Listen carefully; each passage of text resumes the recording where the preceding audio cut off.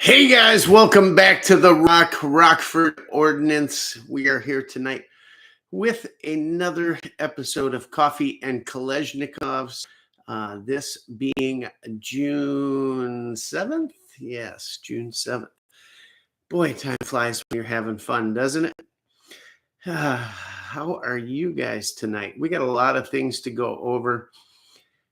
For those of you that are big YouTube watchers, not just this channel, but gun channels in general, you may have noticed as of late, the last week or so, maybe 2 weeks, I don't know, that there's been a distinct lack of new product videos, either gun reviews, ammo reviews, accessory reviews. There just doesn't seem to be anything, right? I go through all my channels and that I subscribe to, and they're numerous. And it's like, God, there's nothing to get any information from, right? Now, is that a lack of new product coming out? Well, the NRA show, but there's still a lot of stuff that people haven't got, you know, um, to show, whether it's a new accessory or there's so much that comes out sometimes at one time a year that you just can't get through all those reviews and releases, right? So where are they all? Well, even channels that don't speak out politically or anything like that are just reporting on what? Gun bans. And man, they are flying down the pipe. There's not one, there's not two, there's not 10. There's like 20 things going on. Every Democrat has their own, I don't know why they're not focusing their efforts, but it just seems that every senator out there has their own plan and coming up with this bill and that bill. You got magazine bans, you've got age restrictions, you've got assault weapon bans, you've got red flag laws. What else? There's just everything out there, licensing things and permits to buy and all this stuff. And it's truly, adding up to death by a thousand cuts, right? If they bring all of these things together and there's, if they make it to the floor, there's a vote, are they bound to pass one? I mean, think about it. It's unbelievable. And now you've got Republicans working with them. Oh, I know it's bipartisan and, that's a good thing. We reach across the aisle and it's all about compromise, right? Compromise. I hate that word. I really do. Because nobody, are you truly ever happy with a compromise? Maybe when it comes to your girlfriend, with something along those lines, because they're given a little and you're given a little. And that's the definition, right? You meet somewhere in the middle. But we have never gotten anything. It's not a compromise. They should call it what it is. They should call it exactly what it is. It's not a compromise. It's, we're going to take this portion of your rights away and you're just going to deal with it. You're going to be okay with it. You're not only your right in the Constitution, but your God-given right, we're going to take it away from you, which in and of itself, because it's a God-given right to protect yourself, your God-given right to protect your life, your family's life, to defend against tyranny. That's not given by your government. It's not. It is inherent in your life. You were given life by a higher power, and you need to defend it.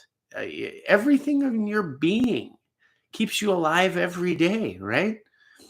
But they want to take it away. In my view, every bit of that they want to take away is a form of slavery. It's a little bit more. We're going to take that away. You can't do that. Why? You say you can't. Well, who the hell are you? You're nobody.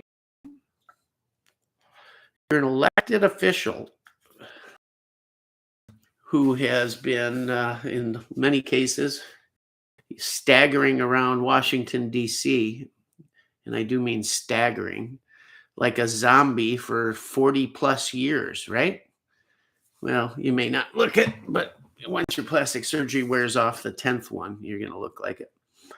Plastic face and all of them, and can't talk, can't read a teleprompter. We give them all these help, but they still can't do it. That's how far gone they are.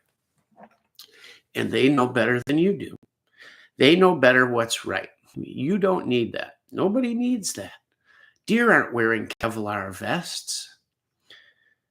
Hunting has nothing to do with it, guys. And I'm sorry I'm starting off like this, but I want to get through this because this week, this next couple weeks, and you can say, Chris, we don't come here for that. I don't want to hear it. I hear it everywhere else. Well, you need to hear it again because you need to really look inside and say, how important is this to me? Is this just a hobby to me? Or is this something I believe in here? You know, whether you served your country, whether you serve your community, what do you do that for? Or do you serve it of heart because you're a patriot, because you love your country, you love the opportunities this country's given you and your family, and you want to see those opportunities continue for your children and your grandchildren and to grow on what you've built? Because that's what I see. Like many of you, like probably all of you, my grandparents came here with a pittance in their pocket, right?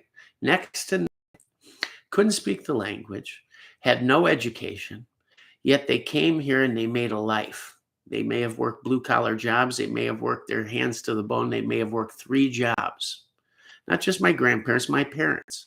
My father worked 3 jobs when he got the call that I was ready to come into this world. He was standing in a gas station to catch a few winks, leaning against the wall, waiting for the next ding ding so he could go pump gas to pay the gas bill at home. You know, like all of you, I'm sure we all have stories like that. And they came here, they worked hard, they didn't ask for a handout, and they made something of themselves.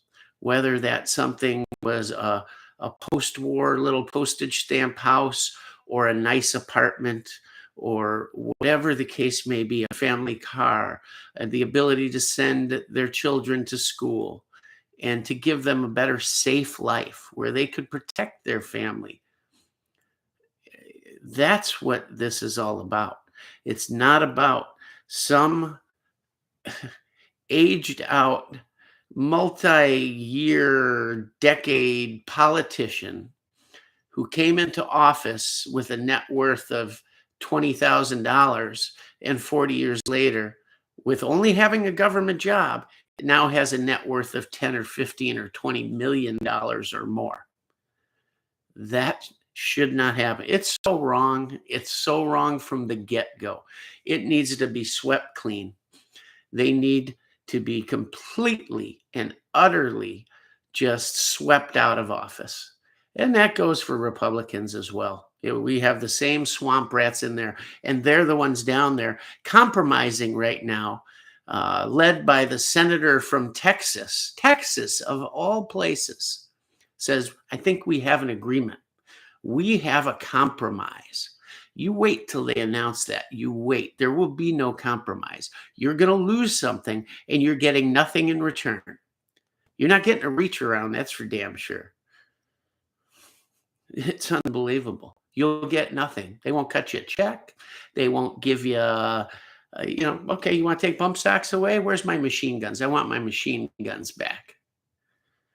You could never own a tank. You could never own a tank. See, even back in 1762, a civilian couldn't own a cannon. I'm sorry, not a tank, a cannon. Really? Because you could own a cannon back there. A matter of fact, you could buy an entire warship loaded with 40 cannons, all the cannonballs you wanted, ammunition, and a crew to sail it and fight for you.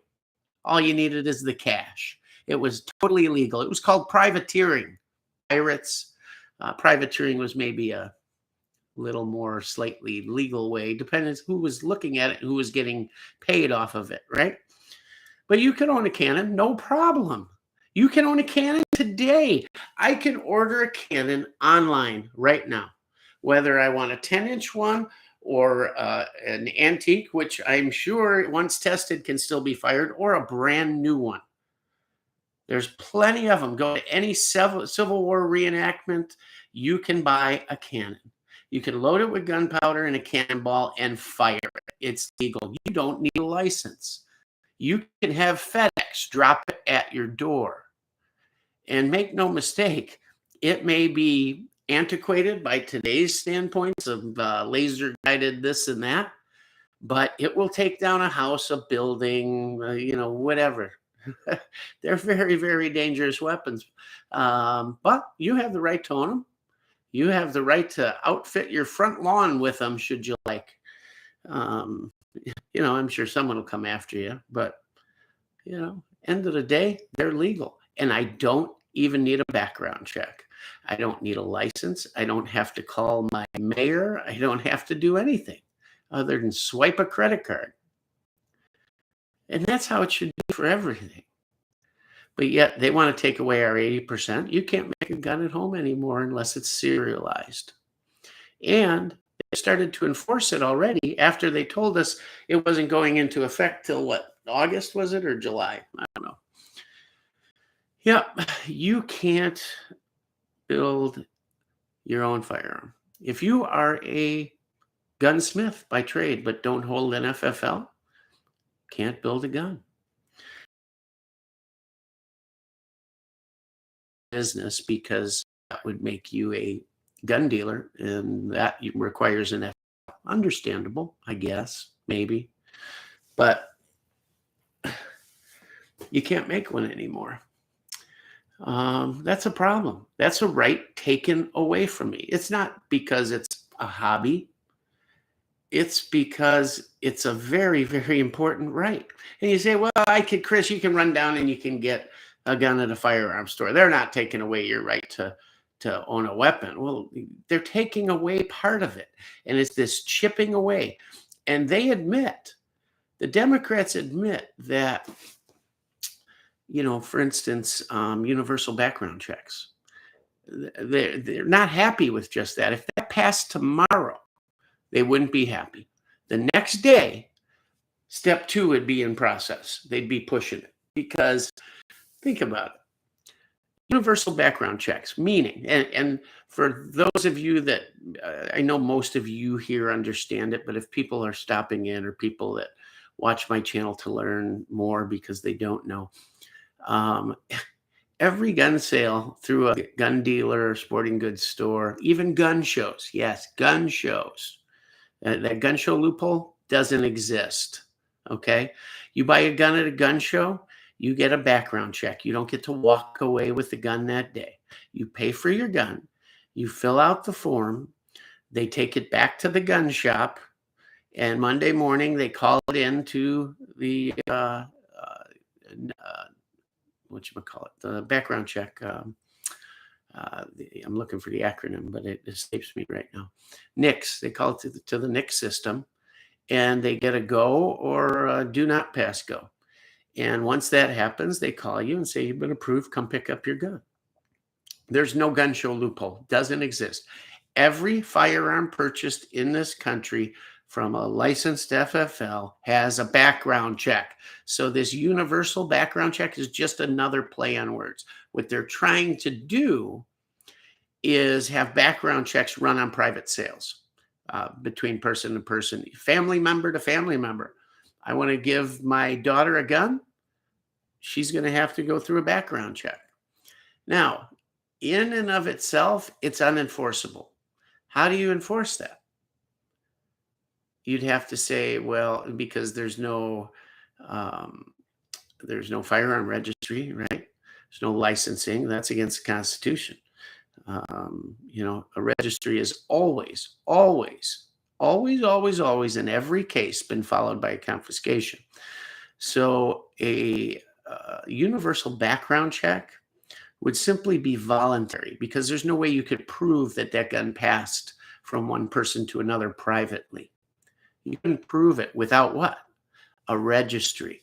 So the day after they ask for universal background checks and they get it, the next day starts the next campaign. Well, we're not able to enforce this. This is a law without teeth. It's worthless. Well, why'd you pass it? Well, because we want a federal gun registry. So we can, when that gun passes, we can say, oh, you passed it. And if you don't comply, they want to make it, they want to push it to the state level, and they want to incentivize it, just like highway programs. You know, well, if you do this, you get more money for your highways. So states are more likely to vote for it, right? So they're going to put it on the states. And at a state level, it may be a misdemeanor. But at a federal level, they're very tricky too. They won't answer the question of what kind of punishment they want to put attached to it.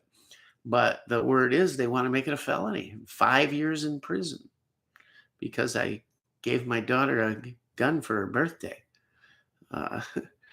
It's unbelievable. It's unbelievable. But yeah, cannons, yeah, we can own them. We can own all we want. As a matter of fact, as Brandon Herrera, I think it was, put it, it's a much, much harder and a bigger headache to go buy a little pink 22, what do they call them? Not mosquitoes or plinksters, crickets. The little 22 crickets to train your 4-year-old how to shoot a 22. It's harder for me to buy that than as a cannon. So screw off. I can buy any cannon I want. I may just buy one. Why not? What the heck? They're cheap in the grand scheme of things, you know. But yeah, they want to take that away. There's nothing, getting back to what it was, compromise. We get nothing in return. Realize that. You get nothing. You are enslaved a little more every single time they pass one of these things. Yet they don't enforce them. Or they will on you and me. They just won't on the hood rat that's been busted with a gun for the 7th time after doing a drive-by. They won't enforce it on them. But you and me, we'll be on the front page of a newspaper with weapons cache found and thousands of rounds of ammunition found everywhere. Thousands and thousands of rounds. It's not 1,000. That's, I don't know, 200, 100. I don't know. I'm making good use of that Dylan press. It's working really well. Why am I so dark? Why is there no light on me? I don't get it. Maybe my light's too far away. I don't know. But yeah, there's no compromise, guys. We cannot compromise anymore. I'm going to call some of you out throughout the video here, especially regulars by handle here, and ask you, what have you done last week, this week, last month, today to fight this? And you say, well, Chris, what are you doing? Well, I do this channel for one. I reach out and I try to get the word out. There's what I do. But I call, I write letters, I email. I emailed one of the senators from South Carolina the other day. Mr. Lindsey Graham, as a matter of fact, that little bastard. He was the first one to, wasn't it amazing when Trump was falling? He drove over him like a friggin' professional CTA bus driver, didn't he? A week before, he was on Fox crying, I'm broke and the Democrats are going to beat me without your help, and Trump's help. And then, man, he just rolled over on him. He is a snake in the grass that I can't stand him. Yeah, I wrote a letter to him. I told him, you can do it a couple of ways. You go on the government website, and you can pick your state, senator, House of Representatives, whatever you want, and you can email them there. And they send you an answer. It may be canned. I should read it to you. I didn't even bother reading it because it'll be a joke. But I told them, I said, your citizens do not want this. They're not willing to compromise anymore. We've had enough. And should you help push this in any way, shape, or form, you will be voted out of office. I don't care by who. I don't even care. Hopefully there's a good candidate. But if there isn't, I will vote him out regardless. And that's what you got to say to these people. I think they'll all let you comment. They'll ask your address. whether you're in state or out of state. And don't let that stop you, please. If you don't live in that state, but one of these rats is, doing something, part of a committee, wanting to pass a bill, introduce a bill, this and that, by all means, call, email, snail mail, whatever you can. Pick five. Pick five. It took me 3 minutes to write it. And I told them in no uncertain terms that everyone that has any type of patriotism or respects the Constitution will vote him out of office. And I hope to God his citizens do. That's what we need to do, guys. There is no more compromise. None. Zero. We are not willing to give up one bit. What we want are some of our rights back. You want to compromise? Great. Get rid of the NFA. Give us something you took already back. Something. Anything. Pass the hearing safe laws. That's a compromise. Am I happy with it? No, absolutely not. But that would be a compromise. We would get something for what we're, at least it would live up to the definition. Do I like the definition? Do I like these dirty, shitty deals so they can look good at the polls and say they actually did something? No, I'm not happy about it at all. I want every politician to know that if they in any way, shape, or form infringe in the slightest bit on our Second Amendment rights, that we will simply vote them out of office. It is not acceptable anymore.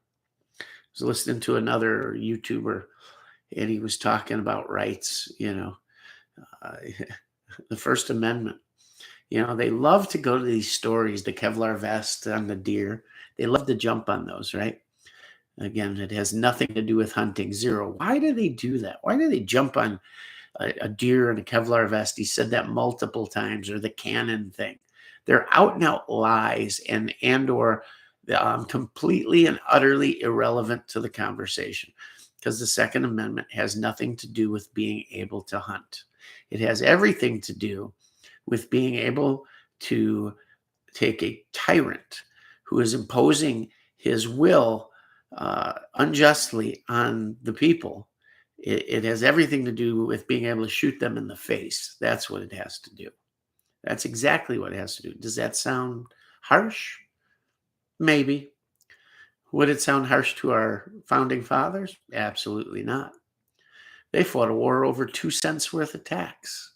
2 cents. 2 cents. What would you fight a war over? Ask yourself that question. Ask it. They're not 2 cents, that's for sure. Look at the shape they've put things in. The economy, businesses, small. If you own a small business right now, I don't care what it is, you're fighting for your life right now. And it's getting much worse by the day. Much worse. Inflation, much worse. Food costs, energy costs. I just got to notice my gas bill is going to double. My food bill, by all means, has doubled.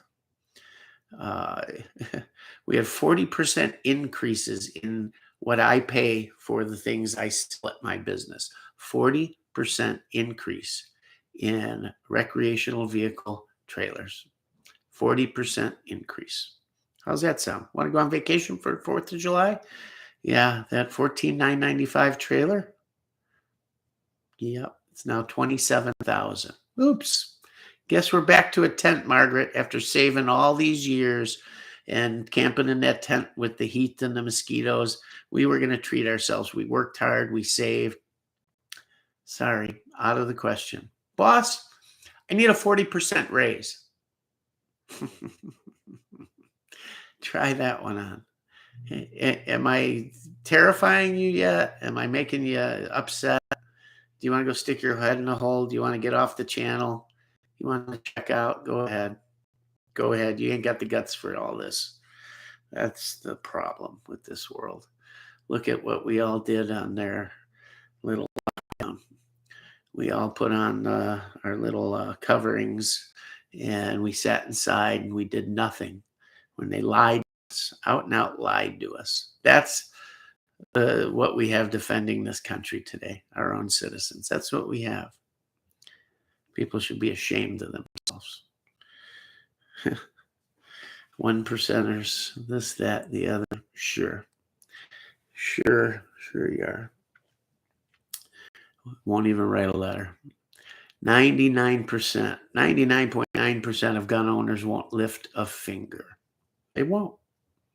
They just won't. Are you one of them?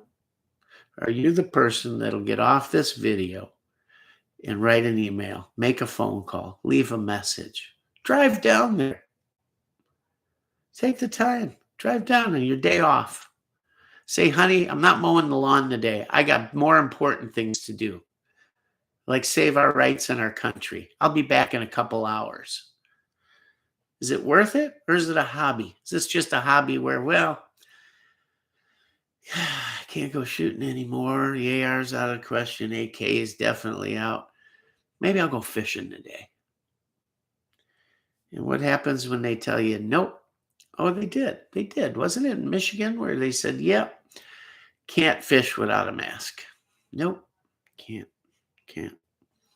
And we listened. We went along with it. It's sick, guys. Think about what I'm saying. And think about how easy it is to fight it. And I'm saying with the pen, with your voice right now. Do it. Do it, but you won't. Life gets busy. I get it. Life gets in the way. Kids get in the way. Wives get in the way. Funerals get in the way. Weddings get in the way. A lot of shit gets in the way. Get out there and do something about it. That's all I'm going to say.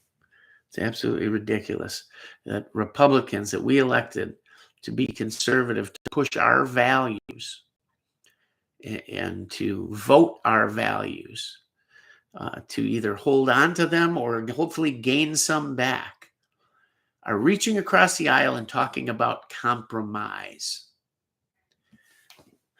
The Constitution isn't, what did he say? How did he put it? It's not forever, and it's not absolute. What? The Constitution, think about that. Your president, he is your president. Make no mistake about it. Says that our Constitution is not a constant. It's not absolute. I got news for you, Mr. President. It is. It is. It's the law of the land. That's what it is. It's what every other law in this country is based on. Get that through your fat head. Your Kevlar vest wearing deer head. Buy a shotgun. Most uninformed, ridiculous man I've ever seen in my life. Unbelievable. Yep. Nobody needs a gun with 30 rounds. If you're that bad a shot, you shouldn't be hunting. It has nothing to do with hunting. And yes, I should be able to have it. I should be able to have a belt-fed machine gun, a case of hand grenades, an RPG, and an F-16 if I can afford it. A little extreme, maybe. But you got to understand, these were written. The Second Amendment was written when the main weapon of armies we would be defending against was the musket. But those change. We are able to have the right to have the equipment we need to fight back, to repel tyranny. That's what it's about. So when that technology changes, we need to obtain that technology. It needs to be equal footing. Look at the Ukraine. They're begging for rifles and begging for weapons. And every one of these Democrats and libs will back them. It will back them. They need more. Send them more. Get them some airplanes and some heat-seeking moisture missiles and some, get them whatever they need. Ma'am, would you be okay with taking away assault weapons from law-abiding citizens here in the U.S. and sending them over to the Ukraine. Oh, why, yes, that's a wonderful idea. If you guys, some of you think what you may of him. I had my initial thoughts years ago, and he's earned my respect. If nothing more than he's a super hardworking guy, he's a super nice guy, and he's hilarious in my book. And that's Brandon Herrera. And he did, if you haven't watched it, go check out his video that he did where he infiltrates the protesters at the NRA convention. And he actually gets them to sign a petition for the Firearms Coalition. It's hilarious. And to listen how absolutely uninformed these people are, I get the feeling that they wouldn't ever quiet down enough or stay silent long enough to actually listen to the truth, or at least someone try and explain it to them. Whether they believe it or not, it would be another story. But they are so misinformed, it's unreal. It's crazy, and they're yelling all this craziness. And he gets out there and does this. And that was one of the things. Oh, yeah, send them to Ukraine. They need them. They need them. Hell, we need to upgrade again, right? All those AR-15s, M4s, throw them out, boys. Those ain't the weapon of war anymore. Hey, maybe they're weapon of war, weapon of war, weapon of war, weapon of war, weapon of war. Isn't it amazing? 72 different reporters, politicians, this and that. Weapon of war, weapon of war, weapon of war. They send the cliff notes out every morning. Here's what you're going to say. So every dumbass that doesn't, head nodding lemon can go out there and repeat them. Weapon of war. Nobody hunts with an AR-15. Really? It's the weapon of choice for varmint hunting, coyotes and such, prairie dogs, etc. It's a weapon of choice probably for hog hunting. And they make it in all different calibers. It's not just the 5.56 223. There's 6.5, 308, any caliber you can name under the sun. 243, great hunting cartridge. 308, great cartridge, right? Anything you want. They make it in 22 long rifle. It is today's modern sporting weapon. But I'm not afraid to say assault weapons. That's what they are, guys. They're assault weapons. That's what they're meant for us to protect ourselves against tyranny. They're weapons of war in my book. Yes, they are. And damn proud to say it. Stop backing down to that bullshit. It's a joke. Oh, well, if we don't say it, they won't think it. Quit fooling yourselves. Really? Say it loud and proud. It's an assault weapon. Yes, I own dozens of them. See how that goes over at your local cocktail party one night.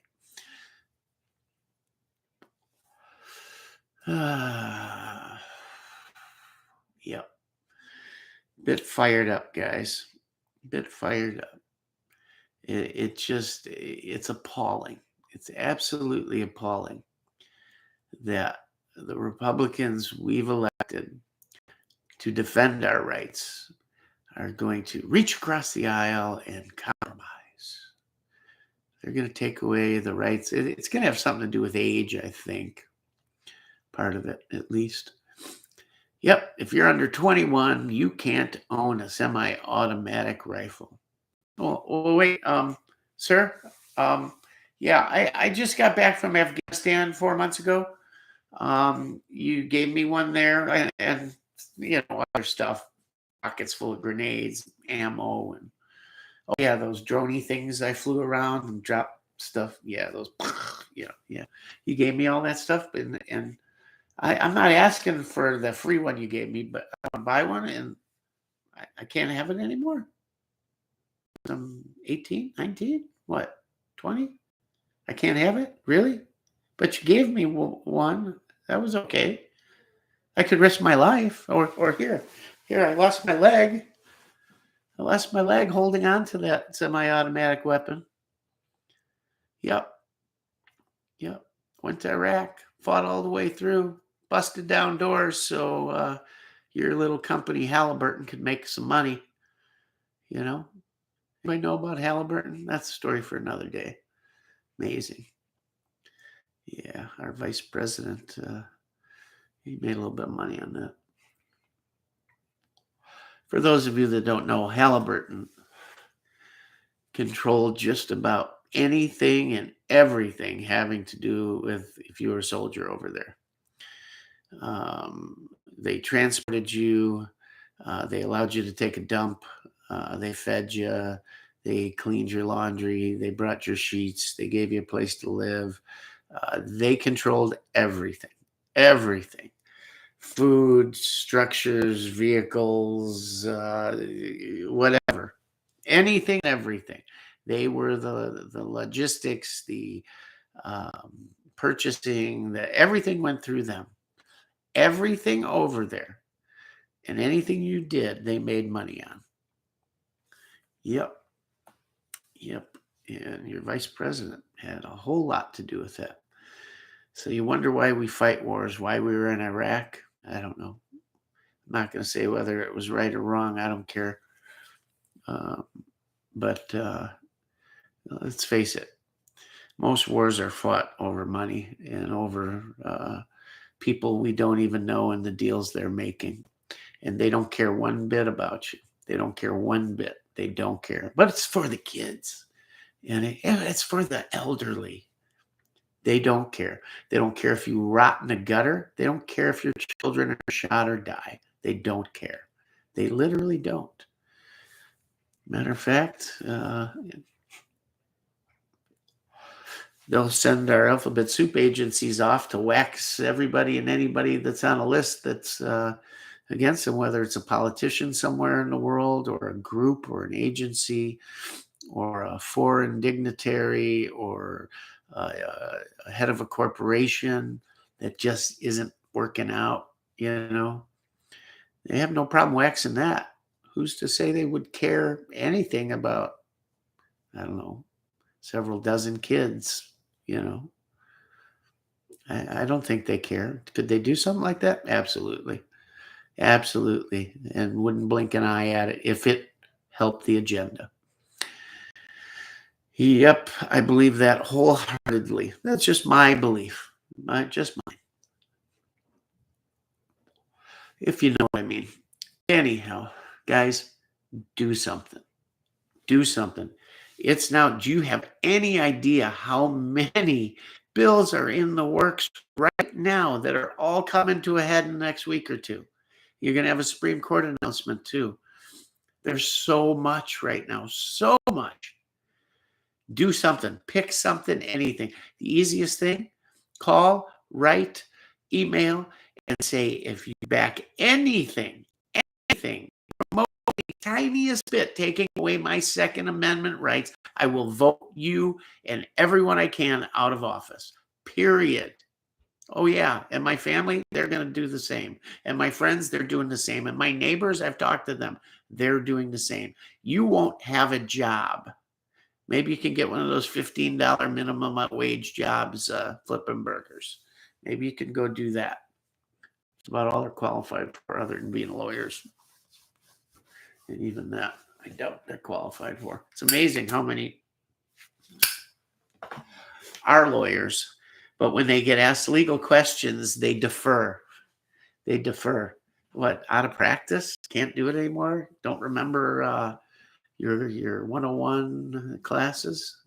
I don't know. My God. It's a mess. It's a mess, guys.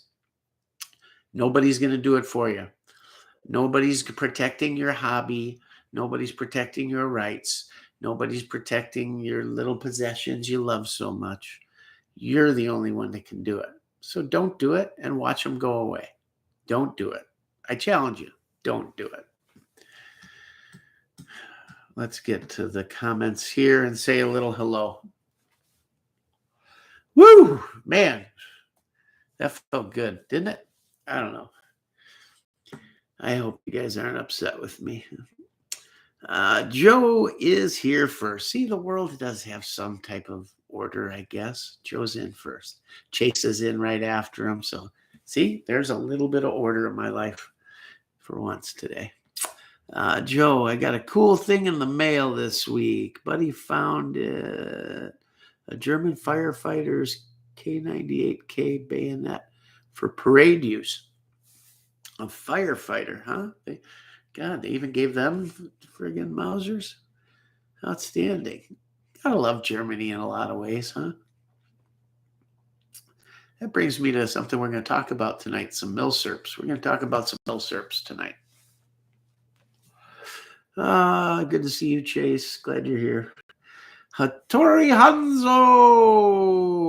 No tour of this. He's back. He's back, guys. He was across the pond like I was over in Ireland not too long ago.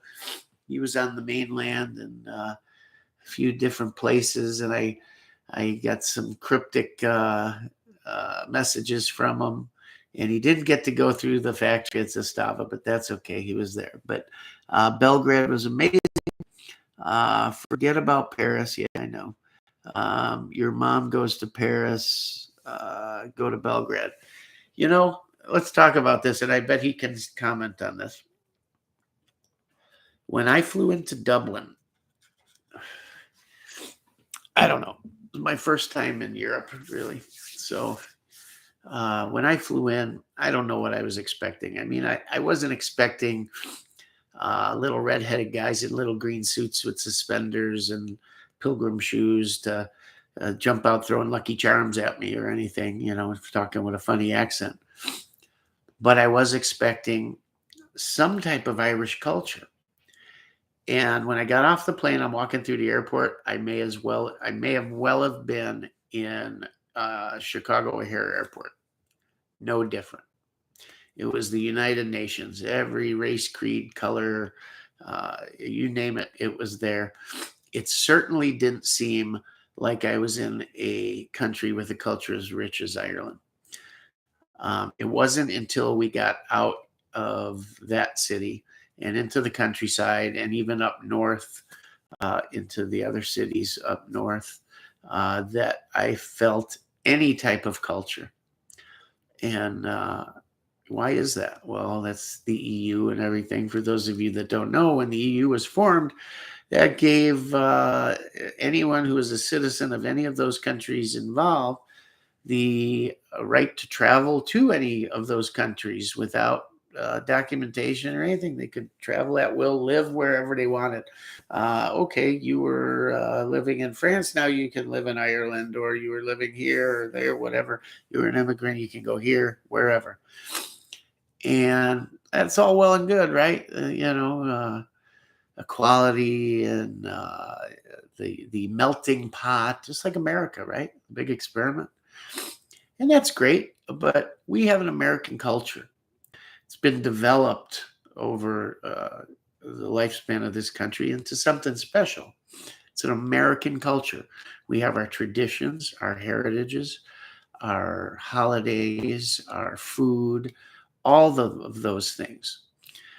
But, you know, Ireland had a culture, France had a culture, Spain, Germany, Yugoslavia, on and on and on. But when you just it's all gone. It's gone because it's no longer to be celebrated, right? To be why you're different. Being different's a good thing. It's what makes things interesting. It's not that you're different and you're going to, um, hold that against someone or, look down upon them for it. But I go to Ireland because I want to experience Ireland and its culture and its people and its food and its traditions. And I go to France for the same thing, right? I want to see the Eiffel Tower and a little guy in a beret and, the food and all that stuff. Why do I want to go to Paris and eat Mongolian food or go to Paris and go to Ireland and have Ethiopian food? I don't want to do that. It's not why you're there. You want Ethiopian food? Go to Ethiopia. You want Colombian food? Go to Colombia. Yeah, you want Chinese food? Go to China. You want German food? Go to Germany. That kind of thing. I mean, it's very sad. I see it as sad because it's all just getting blended, and it's not a racist thing, anything like that. Furthest thing from it. I want to experience your culture, your way of life, and see what's unique and wonderful about it. You know, whether it's a South American country, a Caribbean island, Europe, China, Russia, Africa, the North Pole, whatever. I want to experience your culture. I want to celebrate your culture. I want to experience your food, the way you do things, your the way the family unit works, businesses, everything. I want to immerse myself in it because I think it's wonderful. It's so cool that you do it this way and we do it this way and they do it this way. That's what's cool and different. There's nothing wrong with being different, but today you can't be different. You got to be the same. And if you are different, well, we have to treat you the same. Well, why do I want to? Let's say it's proper and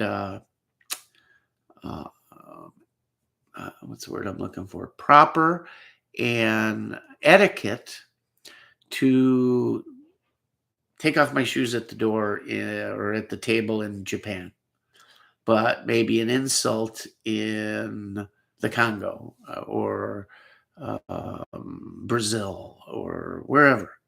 What if that's it is somewhere to show them the bottom of your shoe, right? Or something like that. I don't know. But I want to experience that, not the other way. I don't want to bring my Americanism there. I want to put that aside for a minute, experience yours and see what's so great about it.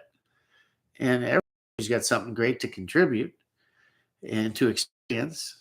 So I think the furthest thing from racism and being different, but treating the same or however whacked out way they look at it today, I think the furthest thing from that is immersing yourself in those other cultures, but not trying to blend them all. Be different. Be different. That's what it should be. That's what it should be. Yeah, but it's not. I don't know. So anyways, sorry, Tori. But I'm sure he'll agree. I don't know if he took the train or flew into Paris or whatever, but Paris is one of those cities like Dublin where you could be at any large city in America or there or wherever, and it's just this this cacophony of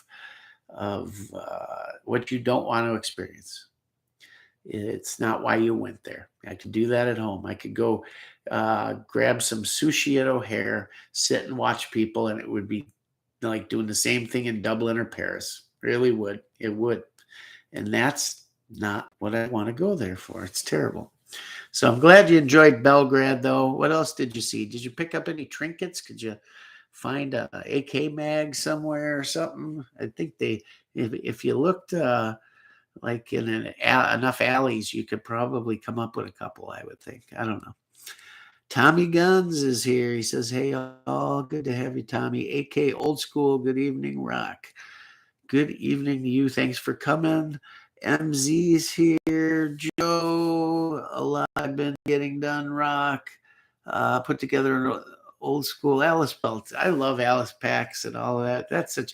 It just brings me back to being 12, 13 years old and going down to the Army surplus store when there was just hordes, boxes and dusty crates full of World War II gear and tons of Vietnam gear. And you could buy everything and anything to completely equip yourself to play war with your buddies in the backyard, right? Funny, I was talking to my wife about that the other day. Remember, we all did it. All of us. I think we're all in that age group. Let me get a sip here. I'm getting a little dry. Dunkin' Donuts, by the way, hazelnut, delicious. Anyways, I think most guys from maybe, let's guess, maybe the age of 30 to 70. At one time or another, growing up in the neighborhood, in your backyards, whatever, what'd you do? You played war, right? With your buddies. You had teams and you had toy guns, or you played cowboys and Indians with cap guns. Remember cap guns? I challenge you. Search high and low, toy stores, dime stores. They still have dime stores. I guess they're called dollar stores now. But search high and low. Try and find yourself a cap gun somewhere. One that looks like a Colt 6-shooter, you know. Try and find a plastic AR or any plastic gun that makes some type of noise that has the orange tip, you know, and I don't know, costs $5, $10, whatever, that a kid could go play army with in the backyard. Try and find one. I'll bet it's damn near impossible. I'm making a point to see if I can find one this week. What is more 10-year-old boy than going out and playing war with his buddies or cowboys and Indians? Today, well, cowboys and Indians, oh, you better not call it that. You better not play it because, you know, that's just not right. Not right. But I don't ever remember as a kid, and we played that all the time. God, I had cap guns and holsters and little toy horses you rode on and Indian costumes and moccasins and cowboy hats and 6 guns and all that stuff. And lever action plastic rifles. I remember having a red one and a black one. Try playing that today. But I don't ever, me and my wife had this conversation. I don't ever remember, you know, when you were picking sides or deciding who was going to be the cowboy and who was going to be the Indian. It was never like, ha, scumbag, you're going to go be the Indian, you no good, low life, you know. It was nothing like that. You didn't care. You wanted to be the Indian or the cowboy, or you switched sides, didn't matter. One wasn't somehow lesser, right? It was just reenacting what you saw in the movies and everything. Wasn't racist, wasn't anything, you know, to offend anyone. You know, the Indians probably got more cowboys, right? Because you got the arrow, oh, you died and whatever, or they shot you or whatever. Yeah, it seemed like the Indians always won when we played for some reason, right? They were cooler somehow. I don't know, in a way. Didn't matter.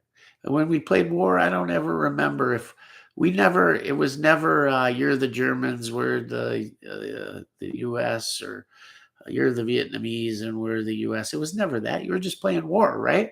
You didn't know anything about the politics of it or even the sides probably at that age.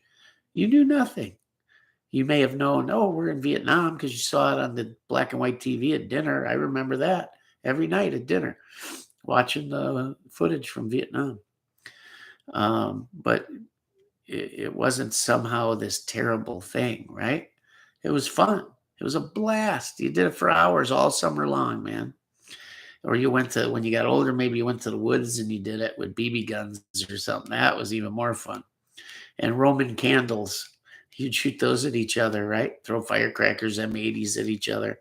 Inevitably, somebody would get hit in the eye with a Roman candle, and their mom would take them home and whatever. Rarely did they go to the hospital. But you broke skin a lot with BB guns, pellet guns, whatever you had, right? Didn't matter. Didn't matter. You didn't cry about it either. But it was a lot of fun. But me and my wife talked about that. I said, can you imagine today? I remember my son from the time he wasn't racing yet. So he had to be 3, 4, 5. He wanted this little army suit and he had the helmet and all, and he would go out and play with all the other little kids on the block. He wore that army uniform till you had to rip it off him in his sleep, wash it, and put it back on him so he'd wake up in it. From the day that kid was found that Army uniform. It's all he ever wanted to do. And nobody thought anything of it. And it turned into him truly wanting to serve his country. That's what he absolutely wanted more than anything in this world. But today, yeah, good luck with that, huh? If you got kids and grandkids, maybe you should probably encourage that. It's creativity. It's interaction with kids and teamwork and, learning how not to be whatever. I don't know. I'm just an old man. What am I? Who am I to say? Anyhow, let's see. MZ Joe.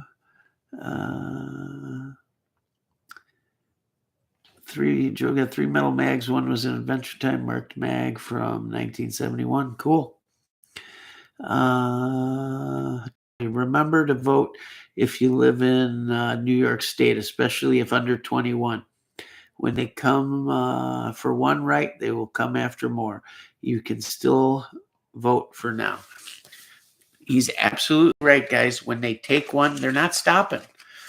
They already have them lined up because they know, for instance, the universal background checks. In order to enforce it, they need a gun registry. That's the ultimate push. It will keep going. No more, not 1 more inch, not a centimeter, not a millimeter, nothing. We give up nothing. We get back. It's time they compromise.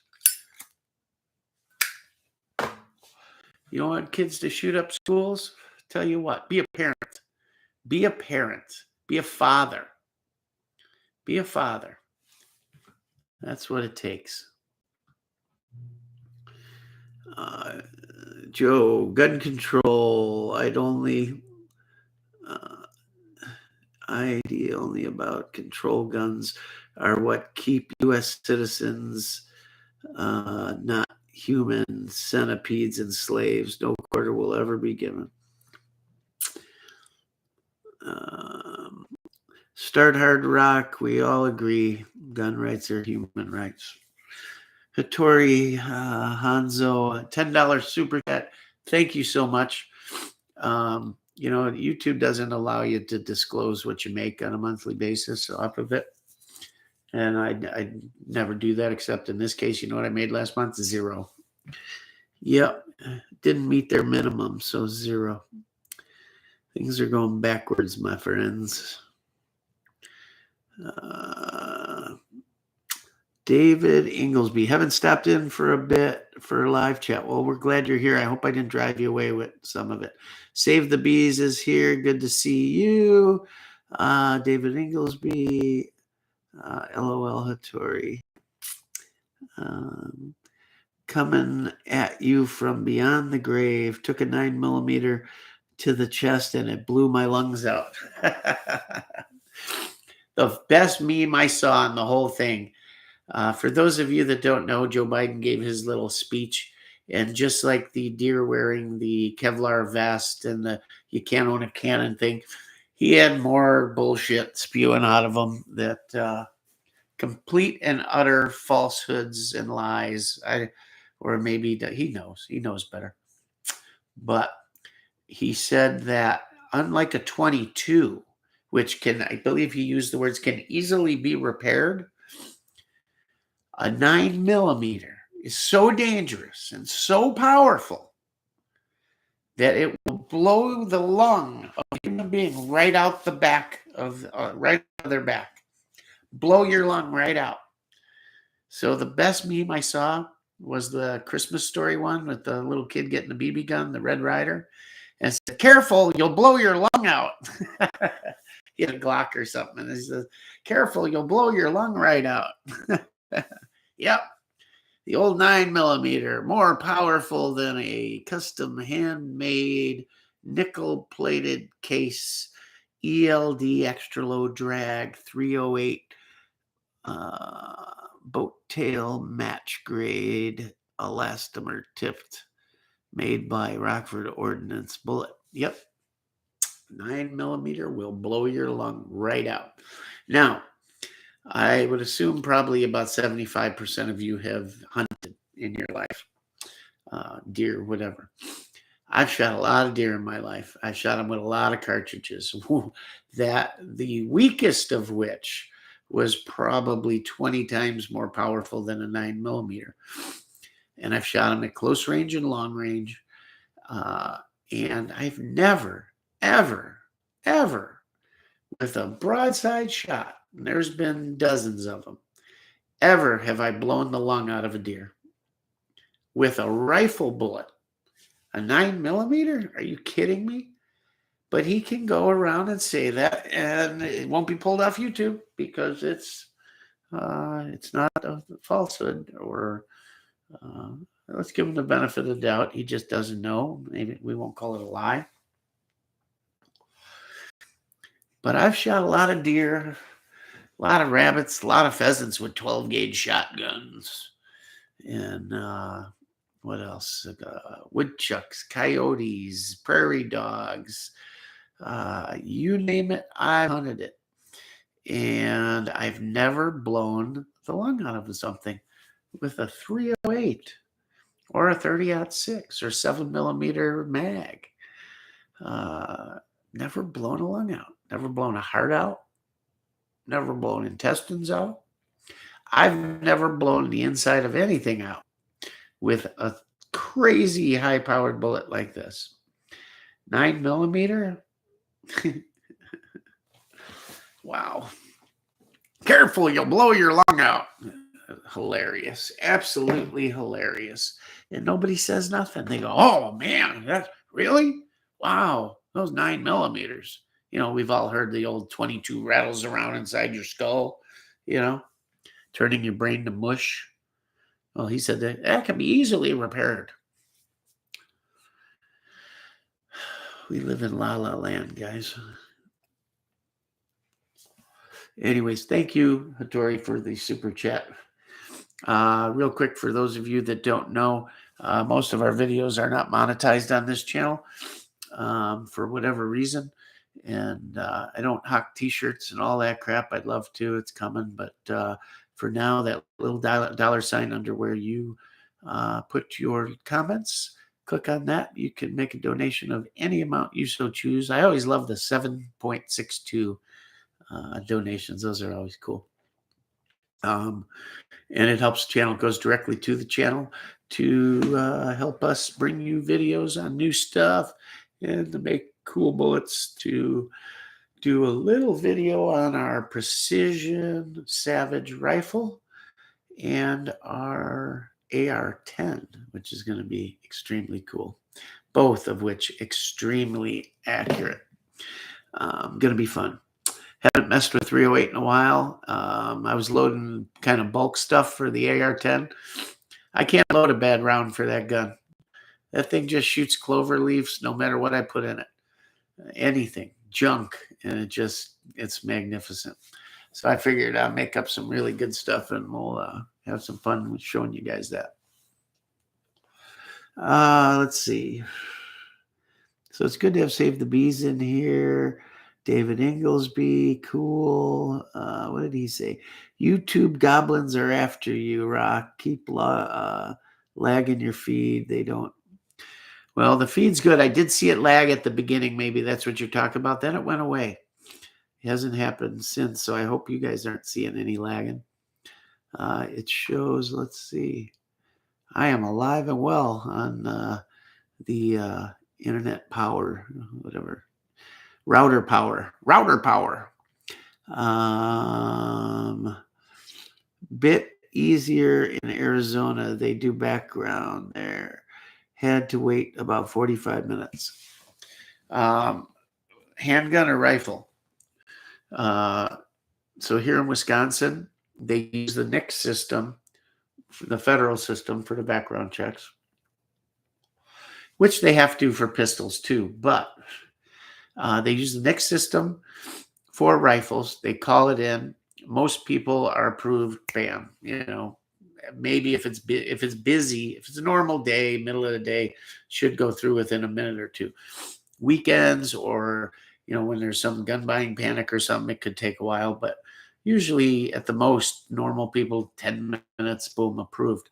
Me, Nope, I am held up every single time, no matter what. Once in a rare while, one will fly through because something must come up with somebody close to my name. There is another person with my exact first and last name. And somehow I'm a little screwed up too. I have a middle name and it's used, obviously, I use it. But in Wisconsin, somehow it's not on my driver's license. I don't know if they missed it, what, this, that, the other. So on a federal form, you got to put your complete name, right? But on a Wisconsin form, you have to put it exactly as how it is on your driver's license, or it'll kick it back immediately. So I can't put my middle name on the Wisconsin one, even though I have one, because they screwed it up at the DMV. And I just haven't had it fixed. I should, because it creates issues there too. I think that may be the whole problem. I don't know. But federal NICS system kicks back, get delayed, where they have 3 days or whatever to get back to me. If not, the FFL, if they so choose, can transfer the firearm and answer. Some shops will do it, will not. They will wait until they have a solid approval. And that's up to the FFL. Now, if I deal with the same FFLs time after time, and they know that even though I get delayed every time, it goes through every time, most of the, let's say, non-corporate stores will allow me to take it home after the mandatory, whatever it is, 3-day or 5-day thing. But it still infringes on my rights, right? I've done nothing wrong. I've never had more than a traffic ticket. And for whatever reason, because of the fault of, I guess, a criminal that has my name or similar name or something, I don't know, I get delayed. Now, in Wisconsin with handguns, this shop will always have you fill out the Wisconsin form first, and they call that into the what is it? The Attorney General, I guess, or one of those offices that oversees it. They run the background check, and I get approved 98% of the time. It flies right through, done. Get to take it home right there. They still run the federal one. That comes back later, I guess. But if that, I'm sure that's probably gotten delayed, but it doesn't affect me because they rely on the Wisconsin one. But I'm sure it always comes back fine too, just like it does on the rifle one. So if I walk in a gun shop and I'm just hankering to get something, buy something that day, you want to buy something, add to your collection, I'll be looking at a rifle or something. Oh shit, I'm gonna get delayed. Yeah, I really want to go to the range today with something new. Let's look at pistols, and I'll buy a pistol, which sucks because a lot of times then I end up, because I'm impatient and I want immediate gratification, I end up buying a pistol that I would much rather have a rifle to bring to you on the channel. And I end up with a lot of pistols that I just don't care for. But yeah, it sucks. But that's the way of the world. I could get a PIN number, personal identification number, that they address whatever the hangup is, and they fill out a form and give me a personal PIN number that every time I get called in for a gun, I put that PIN number on there instead of my social, and they look at their records, and that PIN passes me right away. They don't have to do the investigation, I guess. But then I've heard also that even with a PIN number, you can still get delayed. So why go through that whole hassle and be on I guess it really don't freaking matter, be on another list within a list within a list within a list and still not be able to take home what I want at the time. So I just haven't done it. I don't know. Anyhow, yeah. David Inglesby, live in Illinois. When I bought a handgun during the pandemic from Bass Pro, took 17 days for my background check to go through. And again, Bass Pro Shop could have opted to give it to you after whatever it is, 3 days or 5 days. I can't remember. They could have opted to give it to you, but these corporate stores won't. They won't. I had one at a big box store in Wisconsin buying a I'm looking for it, a Mossberg M1A, or the 500, the A1, the real deal Marine shotgun.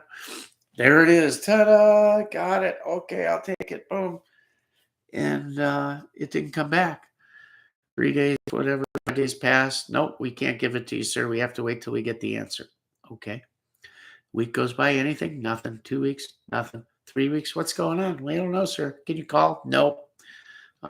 You can't do anything? You can't talk to anyone? No. Just got to wait.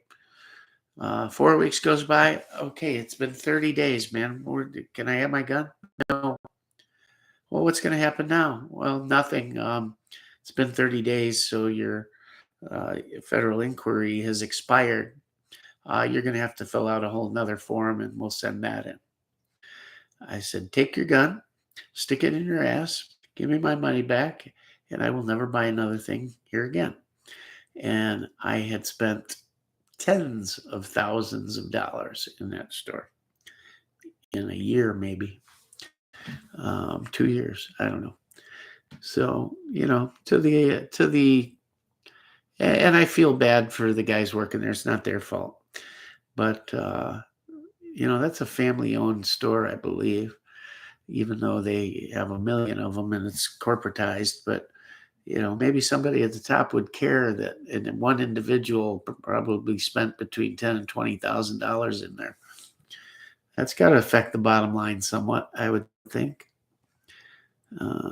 Every one of my gun dealers I've spent tens of thousands of dollars with. I would assume I'm fairly important to them. I don't know. I think they'd want to take care of me in some way, shape, or form. Anyhow, do it, Rock. Buy a cannon. I will. I promise you I will. No problem. I'm going to start looking into it right now. Let's see. Chase, Great Joe. Right on, I did help a few guys in my building.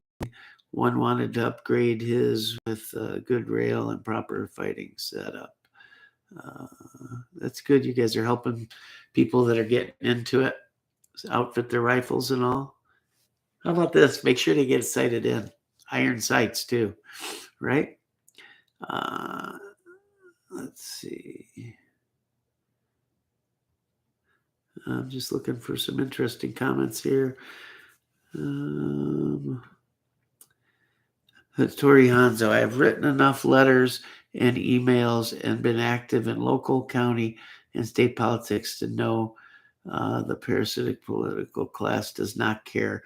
Well, I don't know that I believe that. I think at the end of the day, when they see enough of it just piling in, somewhere in the psyche, it affects them.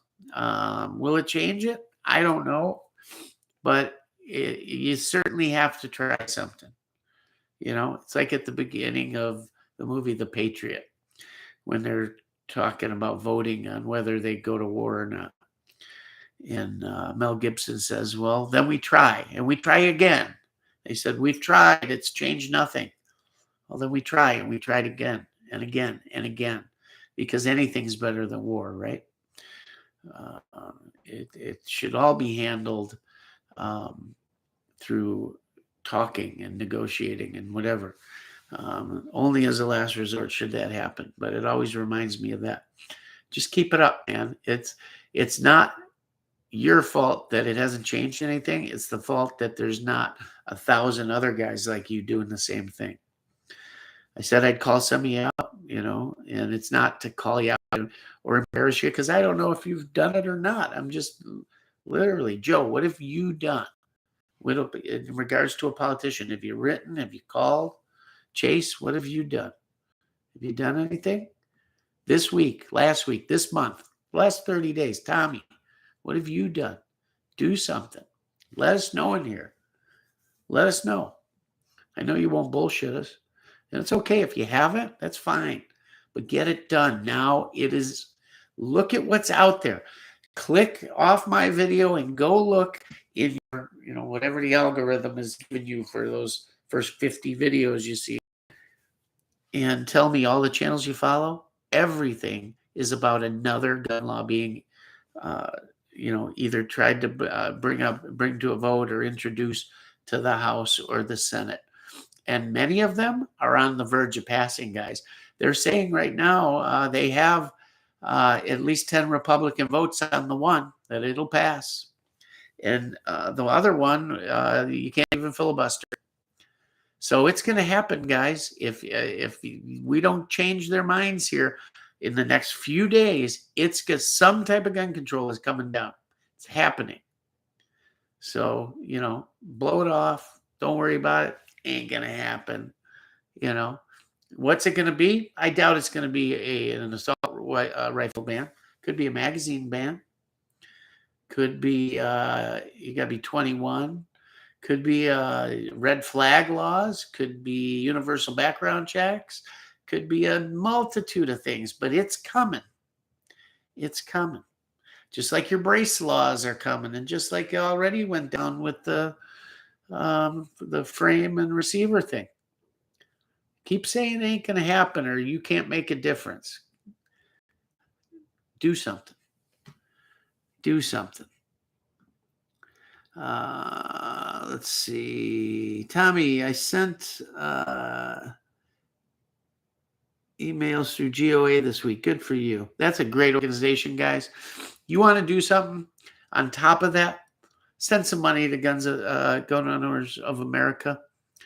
They're writing lawsuits like popcorn, man. They're throwing them out there. Good for them. And I always tell you, no matter what you think, don't forget about the NRA. That'll work its way out. That'll straighten itself out eventually. The rats will go away. They are still the big dog on the porch. Okay, they've got more pull than anybody. You still need to support them. Maybe send them a little bit less than you would, but send more to GOA. But if you can afford it, anything, send it, guys. Anything, whatever you can afford. We're in the fight of our life right now, whether you believe it or not. I'm telling you right now. For you younger guys, I've been around almost 6 decades, all right? And I've never seen it like this, ever. Not even remotely close. It's crazy. We're at war right now, guys. We are at war. And it calls for drastic measures. You guys need to call. Talk. Yeah, okay. You talk to their helpers, whatever. Well, those helpers, when the phones are ringing off the hook and everybody's going, don't you dare. Don't you dare. Don't think for a minute that doesn't get through to them. It does. Do it. Got a day off? Take 1 hour of one day and set a timer. And that entire 60 minutes, just keep making phone calls. You know how many you can get done in an hour? Call them twice. Call several states. Call this asshole in Texas. Call Manchin. Call that dirtbag in South Carolina. And call the other anti-gunner in Florida, Rubio. Call him. Call all of them. Especially any of the purple, stuff that's in these purple states. Swing them. Do something. Tell them, never hurts. They lie. Tell them you live in their state. Tell them you're one of their constituents. Make it matter. Good for you, though, Tommy. Thank you for doing that, man. I donated some money to GOA. I did receive a reply for one of my state politicrators, Gary Peters. Form letter, I'm sure. Yeah, I've never gotten anything else other than a form letter back. I'm waiting for the day that happens. That would be amazing. For the PSA dagger, I knew it wouldn't be a wait, so I filled out the paperwork, then went to in and out while waiting for the call. Yeah. Don't you like waiting for that call? You got to go somewhere. It's probably not going to go through. You're like, what if I walk out and I know I'll just pull out a parking lot and it'll go through. The guy will be walking, hey, wait, Zoom, you're gone, right? You're like, yeah, I'll wait 5 more minutes, man. I hate that feeling. That's what sucks about it. And they make you feel like a criminal too, especially if you're at some place don't know you or something. Ah, yeah, just another dirtbag trying to buy a gun, another felon scumbag. No, that's not me. I just get delayed. You know, I hate that. I just hate it. I really do. Let's see. I lost it. Jumped on me here. Uh,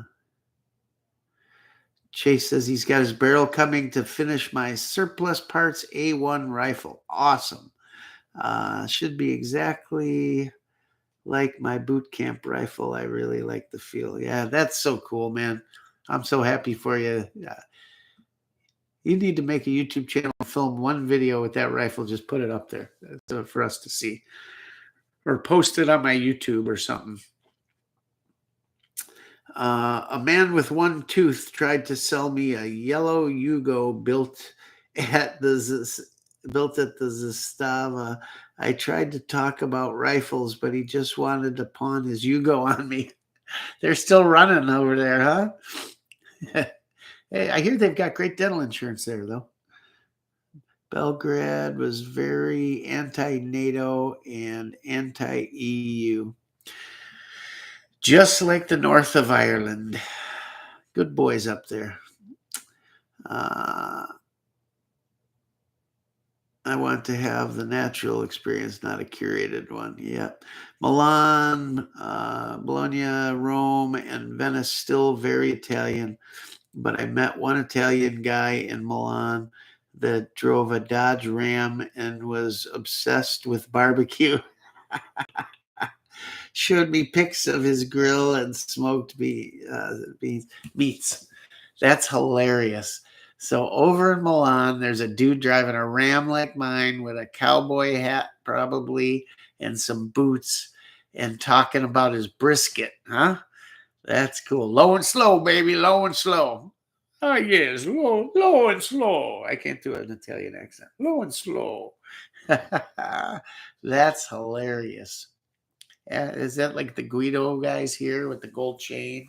Hey, what you talking about? Get out of here. Chicago. Growing up in Chicago, we had them by the dozens, dude. It was hilarious. Same haircut, same 5 o'clock shadow, the hairy chest and the gold chain, and forget about it. Yeah, by the dozens, by the dozens. Every bar you went in on Rush Street or wherever, the Snuggery, when I was a young man, yeah, it was loaded with Guidos, man. That's what we call them. But that's okay. They got to do their thing too. Chuck Hagel, yeah, that's the bastard in Texas. He's got to go. My actual question, a whopping one time, it was wait. Of the countless contacts I have made, a politician has actually addressed my actual question. A whopping one. Amazing. Chuck Hagel. He's the guy doing the compromise on behalf of the Republicans. He's reaching across the aisle, that bastard. So you may want to call him back. I'm pretty sure it's Chuck Hagel. He leads the group that's behind closed doors doing the negotiating. Another piece of dirt. Tex Burley, man, Texas here. I want to get back to where I was. Here we are. I finally got back after the jump. Tex says that should be immediate impeachment. The fact that it's not says everything. Yep.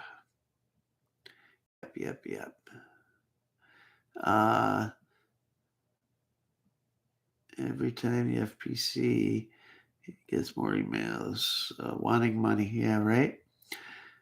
Okay, now let's jump into some good stuff here. I just don't want to miss nothing, and we're almost through the comments here, and I can get on with things here. Tommy wrote an email to Mansion also. I did too. But that was months ago. Mine was about a month ago, I think, maybe 6 weeks now. I hear he has even flipped now. Things are not looking good, guys. I'm telling you, we're going to lose something. It's the few that were the holdouts. They're swinging them. They're swinging them. Think about it. Whether it's, hey, we'll do this, your bill you wanted, or, hey, wasn't that your kid that got the Dewey last week? Yeah, we could take care of that. We'll keep it down.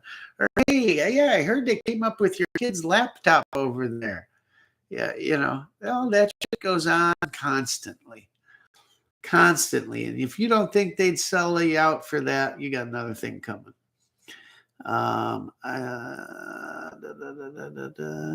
Keep it up. If you're emailing and doing, just keep it up. Just double it. That's all. That's all. Belgrade was very okay. There we are. And the man with one tooth.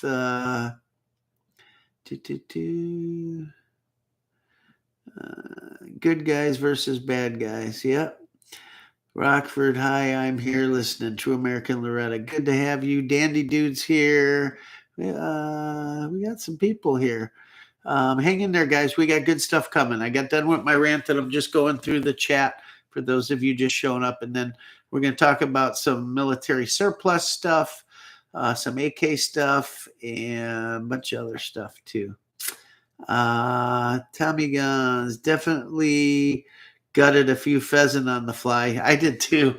Last time I went hunting with my son, I had gotten that new side-by-side, and a bird came up between us and he cut my way, and just, I don't know, I'm very fast with a shotgun from trap and everything, and just wasn't thinking. I pulled up and my son went, he picked it up. He had one half in each hand. Nice, Dad. Real nice. I gave it to the dog. Yeah, that I have. Oh, 12 gauge will do that. 12 gauge will blow the lungs out of a pheasant, but not a 9mm. I doubt a 9 would blow. It wouldn't blow the lungs out. But Joe thinks it will. M70 purchase at Crossroads of the West, about a 45-minute wait. Purchased 3 handguns, and they also had about 45 minutes. Finally got my CCW after 4 months wait to ease the process. Yeah, unfortunately in Wisconsin with my concealed carry, that does not allow me to forego any background checks or anything like that. You still have to do it every time, which sucks. But whatever. They all think, nah, it's easy. You just walk in, give them your credit card, and walk out with a gun. That's, guys, 50%. 50% of the non-gun owning public believe it's that easy. I guarantee you, they don't think there's background checks. That's how they phrase it. How they phrase it in the media, on the news, so people don't believe there's background checks. We need universal background checks. To the unknowing public, that means, oh, there's not background checks? Yeah, we need those universal background checks. For those of you that might be listening in here, there are federal background checks on every new and used gun purchase from a federally licensed gun dealer, which is all gun dealers are federally licensed. So any gun, pistol, rifle, anything bought from a gun dealer, there's a background check run on, period. We already have it. We already have it. When they say we need universal, it's garbage. It's not true. Let's see. Who else is in here? AK Old School. My wife just emailed 4 senators since the start of the show. I will have 4 email. Thank you, man. That is awesome. I appreciate that. And kudos to your wife, too, for getting involved. That's awesome. Good woman you got there. Hang on to her. Tori says the benefit of being in Arizona, the shops will sell the gun if the federales don't uphold their end. Yeah. And most small shops here will too, for the most part. It's just the big box stores that won't.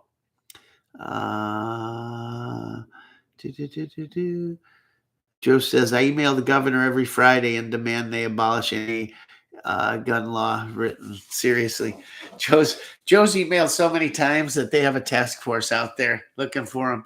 He's like, yeah, this Joe guy, man, I'm telling you, this is like day 762. He sent email. Maybe you should put a car in front of his house, just or a van. Get a van out there. You need to keep an eye on this guy. Rockford, read the comments I posted. What I did last couple weeks. There's gun control coming, and it's gonna be red flag. I'm thinking too. Money for states. Yeah, that's what I said earlier. Guns and Gadgets posted. They have. Oh, I didn't see it. I listen to him all the time, but I didn't see that one. He puts out like 3 videos a day, man. That dude works hard. With 60 votes, probably. Yeah, pretty sure they got it. So there you go, guys. Your rights and your guns will be taken away without any due process. It'll be up to you to prove that you deserve them back. How's that sound? So that neighbor you got that don't like you too much, your dog pisses on his lawn or whatever, he sees you carrying a gun case out to the car or go to the range. Yeah. Hey, my neighbor. Yeah, he got a little uppity with me the other day and threatened me. Yeah.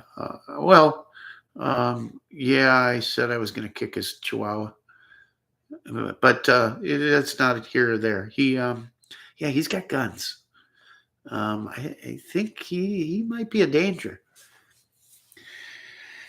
And then come the federales, your doggy go bye-bye, and they haul off your wonderful collection you've labored over for decades to put together.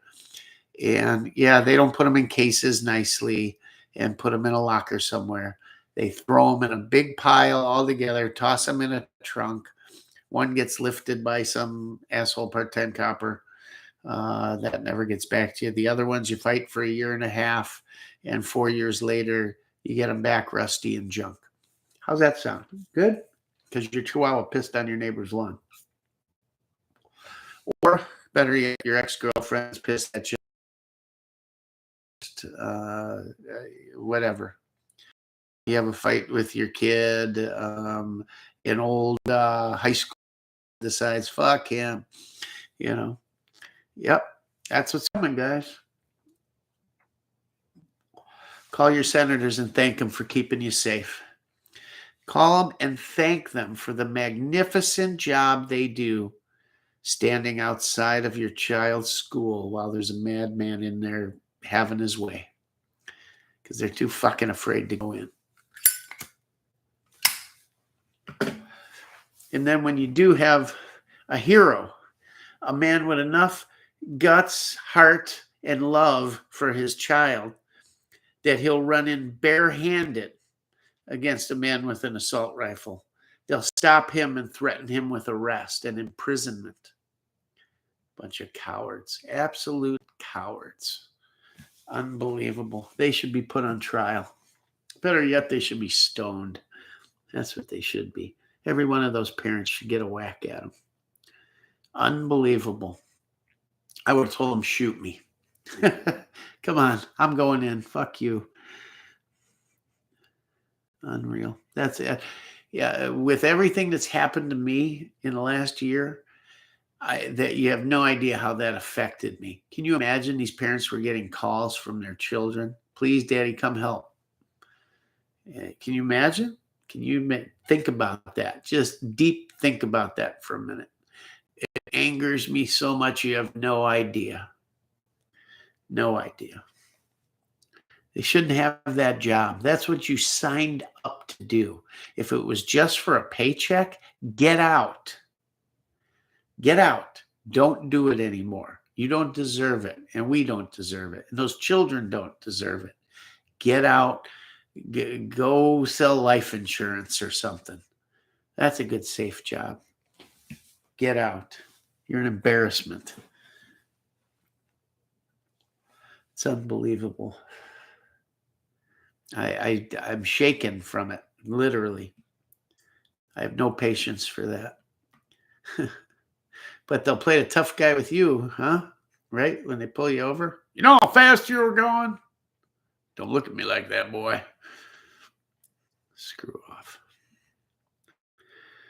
It's unbelievable. Unbelievable. I never thought I'd see the day where a police officer was scared to run in. You have a child with a rifle, one on one, and you know where he is. To anybody with any training, that wouldn't have lasted a second and a half. Joe says, I don't know, bees. I'm scared for the kids. Like when I was a kid during the band, it took people like my dad or Rock to take me shooting or have never got into guns. Let me ask you this. That's one question I had for you guys. Statistically, the FBI doesn't break it down. They say 17 and under. Happen to be like, I don't know, 18-year-olds, whatever. So statistically, more of these shootings happen with, I think, people in the 40 age range, something like that. As far as statistics go, many more of those multiple shootings than with the 18-year-old kids. And yeah, it's tragic. Why? Because they target soft targets like schools, where these other guys target different things. But raising the age, I'm throwing this question out to you guys. Raising the age where an 18-year-old can't buy a semi-automatic rifle, raising it to 21. What's your thought? What is it? Is that, I think there's a good argument to be had for, if we don't introduce them to the firearm culture at those ages, maybe they never get introduced, and or they'll change their mind as they grow into adulthood. Because think about it, those are those years when you're going, well, in most cases probably much younger, but in a lot of cases that's the first time you're going to the range, or dad's taking you here, or maybe dad's taking you hunting or to the trap club or whatever. And if they miss those years and that doesn't become a hobby or a sport or whatever, they just go on to not give two shits about the Second Amendment whatsoever. I think that's certainly part of it. What do you guys say? Seaman's here. I'm nice exempt with my CCW. That is, or Nix, I guess he says. I wish we were. I have to fill out the 4473, but that's it. No background check is done. They have to, I think. Don't they have, maybe they run it later, but they let you take it because of your CCW. I think they still have to run it. I wouldn't have any other way. I got my CCW just to be NICS exempt and don't need it in Alaska. So in Alaska, if you have your concealed carry, you don't have to wait on a NICS. I'd love to go to Alaska. I like Alaska. But look at that senator up there too. She's wishy-washy. You would think, being from Alaska, she'd get it, but nope, she's right there. It's her and Manchin, man.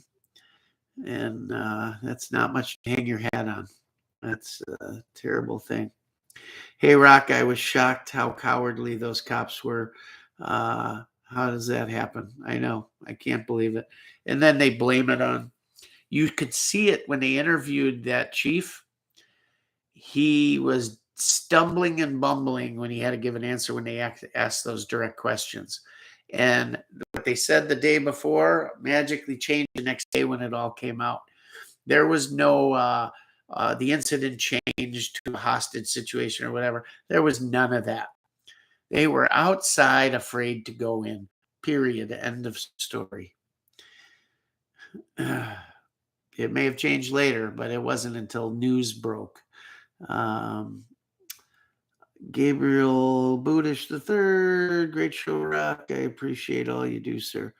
Well, I hope you like it. I sometimes I stay away from it. I'll do a little blurb here and there, but this has just got me. I see the danger in it, guys. It is so close, it's unreal. It's happening. You're going to get gun control out of this. I don't know if it can be stopped right now. If we all made 100 calls tomorrow, I don't know. but you got to try. You have to try. And then, if it does, it's mass disobedience. That's the next step. That's it. And not by hiding either. Mass public disobedience against whatever it is. You can outlaw this? Great. We're all going to the range with them. We're not giving them up. You're not taking us from us. You're not taking us to jail.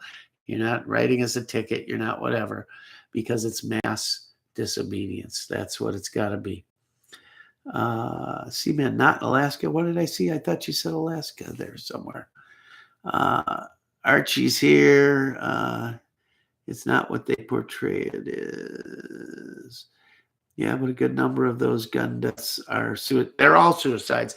You take suicides out of it, and you take the gang-related drug violence out of it, and there is such a tiny proportion of gun violence in this country, it shouldn't even be talked about. It shouldn't even be a subject, because 70%, I think, are suicides. And while that's terrible, just because you take the guns away doesn't mean they're going to not commit suicide. They'll figure something else out. If they're willing to put a gun in their mouth or to their head or whatever else, they're willing to do other way less violent things to end their life. It's mental health. Put the money toward mental health. That's what it is. It's what it's always has been. But yeah, 70% of those deaths are that. So you're going to take away the rights of law-abiding citizens for someone who wants to end their life, whether that be someone who needs mental help or not. Get them mental help, but don't take my rights away because of it. The rest are so tiny, it's unbelievable. Has nothing to do with large magazines, has nothing to do with assault weapons, has nothing to do with any of that. It's just the talking points are a means to an end. And the end they want is to disarm the American public. Why? Because they're scared of you. You are scared. Because why? Because without their crews and their security, they're defenseless, because they're spineless. They're weak. And they know that what they're doing is wrong. And they know they're taking advantage of you. And that's why they want them gone. They want them gone because they're pretty sure you're not going to like what they're about to do to you. That's the only reason they don't want you holding one. It has nothing to do with for the kids and for the elderly. Has nothing to do with any of that. It has to do with they want to disarm you because they're fairly positive you're not going to like at all what they're about to do to you. That's what it's all about. And you can cry conspiracy theory. You can cry whatever you want. That's not true. They wouldn't. They didn't. Really? Really? So you don't think that a few weeks before what happened in Ukraine, when they're going about their daily life, that'll never happen. 2 weeks later, there's millions of refugees. Their homes are being blown up. They're being shot in the street. Come on. Tell that to the people of Venezuela, who had the richest economy in the world before that went down. And, they were saying the same thing. Never happened here. That ain't going to happen. Ask any German citizen if they thought a few months before that anything like that was going to go down.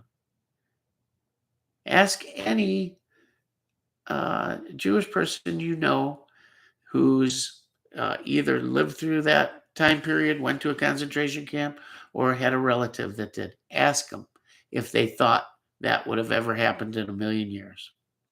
Now, as it was happening, a lot of them knew, and a lot of them just waited too long. But yeah, they'll all say the same thing. It's human nature to, to deny it. You don't want to know. You're like, you know it's coming. You know it's coming. You feel it in your bones, but you want to deny it. Nah, it's going to happen because you don't want to deal with the outcome. You don't want to think about it. So you deny. It's easier to deny than to take action because you'll be looked at as crazy or overreactive or whatever the case may be. What am I going to do? Uproot my family? And then, yeah, maybe you should if you like your family a lot, you know. Yeah. I think I'm old enough to be punished as an adult. I'm old enough to be enjoying myself as an adult. Absolutely, Joe. Good way to put it. Oops, it jumped on me again. Tommy says, I would be okay if they raised it to 21. Rip me up if you want, but kids aren't the same today. That's a fact. And I even thought about a safety course like you had in Michigan, but I don't know. Tommy, I agree with you. The kids, I don't know if it's the majority part of them. I know there's a lot of good kids out there.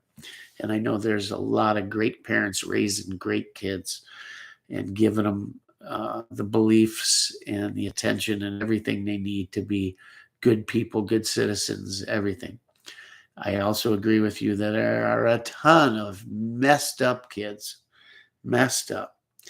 And they're a product of their environment. They're a product of their parenting or lack thereof. And in that way, I agree with you. I do. However, I can't punish, let's say, a well-raised young man or woman raised by good parents, following their call in life to serve their country, to risk their life and possibly make the ultimate sacrifice for a country they love and believe in and were taught to do so, to lose the right to defend themselves and or maybe their young family when they get back from serving, and possibly are married young, living in an apartment somewhere, maybe not in the best neighborhood because that's what they can afford, but they're married, they got a young baby. I have a young man who's very close to me, one of my son's best friends, who is serving right now in the Marine Corps. And I talk to him all the time. He's one of the greatest kids you will ever meet in your life. Caring, honest, serving, hardworking, every great accolade you could lay on this kid, he's all of it wrapped into one. And he's my son's longest standing friend. I actually can't say where he's at right now, but he's in Europe right now, somewhere. And he got deployed there. And he's recently married. He's got a baby. And while now he's 21, he was married and had a child, I think, before 21. Even if he didn't, that was the case, he's living in an apartment somewhere and he's served his country, all of that, and he can't own the weapon to protect his young wife and child because he hasn't hit his 21st birthday yet. And he's been a Marine and done all these other magnificent things. Nah, kiss my ass. You either accept the Constitution or you don't. Fix the problem. And the problem is the parenting and or the raising. And what do they say? It takes a village, right? Well, put it on the teachers. They're part of it, right? They spend more time with most kids than the parents do. So I don't know. I don't know. It's the family unit and the breakdown of it that's causing all of this. Lack of a father figure in the household. Uh, I'll have to look it up, but at one point there was a monster statistic of some of these shooters and the lack of a father figure in the household. And I think that's the gist of it. So I can't take away someone else's law-abiding citizen's rights just because this kid and his parents, and hey, at 18, you know right from wrong. I'm sorry. Maybe that's the problem. We don't punish them. We don't punish them. Well, it's all their fault or the parents' fault or this fault. How about blaming they're 18 years old? Yeah, okay, maybe it's different. You've been on this planet longer. You're educated better at 18. These kids today have way more knowledge in their head than we did. I don't know. I don't know. But I can't take away someone's rights because someone else did something wrong, because a criminal did something wrong. But no safety cars to weed out evil. That's the problem. Yeah, right. Save the bees. Yeah, the cops said they were outgunned. That's another bunch of bullshit. Outgunned. Okay, the gun is more powerful, but that doesn't mean you're outgunned. It really isn't. Okay, so they got a Glock, with 18 rounds in it or 20 some rounds in it. He's got a 30 round mag. Big deal. If you're a police officer, I would hope you're training enough to be able to do a mag change quicker than that kid. And inside that building, the weapons they have in their on their belts and in their cars, they're not outgunned by any stretch of the imagination. That's a fallacy. It really is. I grew up with my dad having 22 levers and pumps and shotguns in it. Never deterred my interest in the Second Amendment. Only made me want it more. I can still remember the big gun catalogs coming in. You'd say, well, it's the kids. I don't know. I grew up, here's how it went in my house. For as long as I can remember, my room was across the hall from my parents. And my dad was a police officer part of the time, growing up, part of the time he was. Most of the time, I should say he was. But we never had a gun safe. People didn't have gun safes back then. If anything, you had a gun cabinet. We had a gun cabinet in the family room. And the hunting rifles were in there and whatever. But all the cool stuff and everything, you didn't have a place to put it. Some was under the bed or it'd be here or there. But the majority, because my mom figured, well, I don't have to look at it here, or the kids' company won't see it. It was all piled in the corner of my bedroom. Guys, I'm sorry, I forgot to hook up my charger here, so I got low battery. I don't want to lose you. Take a 30-second break. I'll be right back. Gotta get the charger.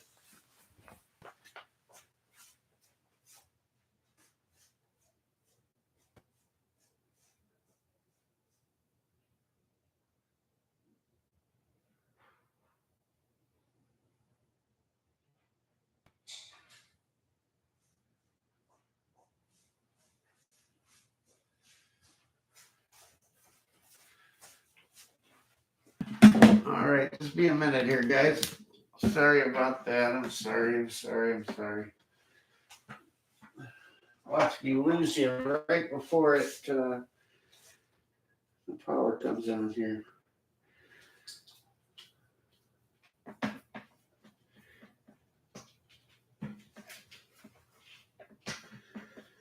Okay.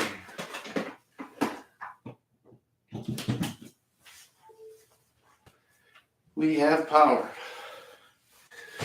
I'm sorry I lost. I almost almost lost you there, guys. I'm sorry, but probably needed a break anyways. Go grab another adult beverage or drink or something. Anyhow, all of the cool stuff and normal stuff was literally piled in the corner of my room. Everything from a Charter Arms AR-7 survival little gun to ARs to the FNFL you see on my channel, to AKs, to you name it, shotguns, rifles, 22s. It was all piled in the corner of my room. There had to be 15 or 20 rifles there. Like any teenager, you're home alone, this and that. At any given time, I could have grabbed one and walked out the door and done anything I wanted with it. Probably a target shot in the backyard, which we lived in the city of Chicago at the time. And yeah, you never, ever did the thought even cross your mind to do that, ever. Why? Because you were raised right, I guess. I don't know. The part of the problem is too, these parents, they know little Johnny's got a problem. Any of these kids, for the most part, they've all had some sign. Authorities have been notified, different things. But the problem is, Mommy Dearest doesn't want to admit that little Joe got a fucking screw loose. Nobody wants to admit that their little baby's got an issue, right? That's embarrassing. What a neighbor's going to say, this, that, the other. That's the problem. They need to speak up. Teachers need to speak up. I'm not saying red flag laws. That's not what I'm saying. But there needs to be discussions at school. Christ, my parents got called down to the principal's office a million friggin' times. Not for stuff like that, but I was a pretty good kid, I guess. But I had my share of that. Usually for blowing off class or something. But yeah, cops were outgunned. That's a joke. Yeah, let's see. An 18-year-old LARPer that just bought an AR days before is outmatching trained police. That's bullcrap. Somebody told me that the grocery store guy, that they saw, this was I can't remember who it was, but I believe they were trained, either military or police, saw the original video of that guy moving through that store and said, this was no, average kid, something. As a matter of fact, they barely stopped short of saying it was bullshit, that it was a professional in there doing it. They said the mag changes, the movements, the way he angled things off and everything was a trained professional. I can't remember where I heard, what channel I heard it on. Makes you wonder, doesn't it? But yeah, 18-year-old LARPer. But bought a Daniel Defense too, a $2,000+ Daniel Defense. They stopped short of saying where an 18-year-old got that kind of money, huh? Amazing. Amazing. Little things that make you go, I don't know. Incremental coercion, yes. Marxist tactic, it absolutely is. Oh man, I forgot to tell you guys, a local gun store to me has a 308 Vepr for sale, pre-panic price. But I can't swing it right now. Woodstock and all.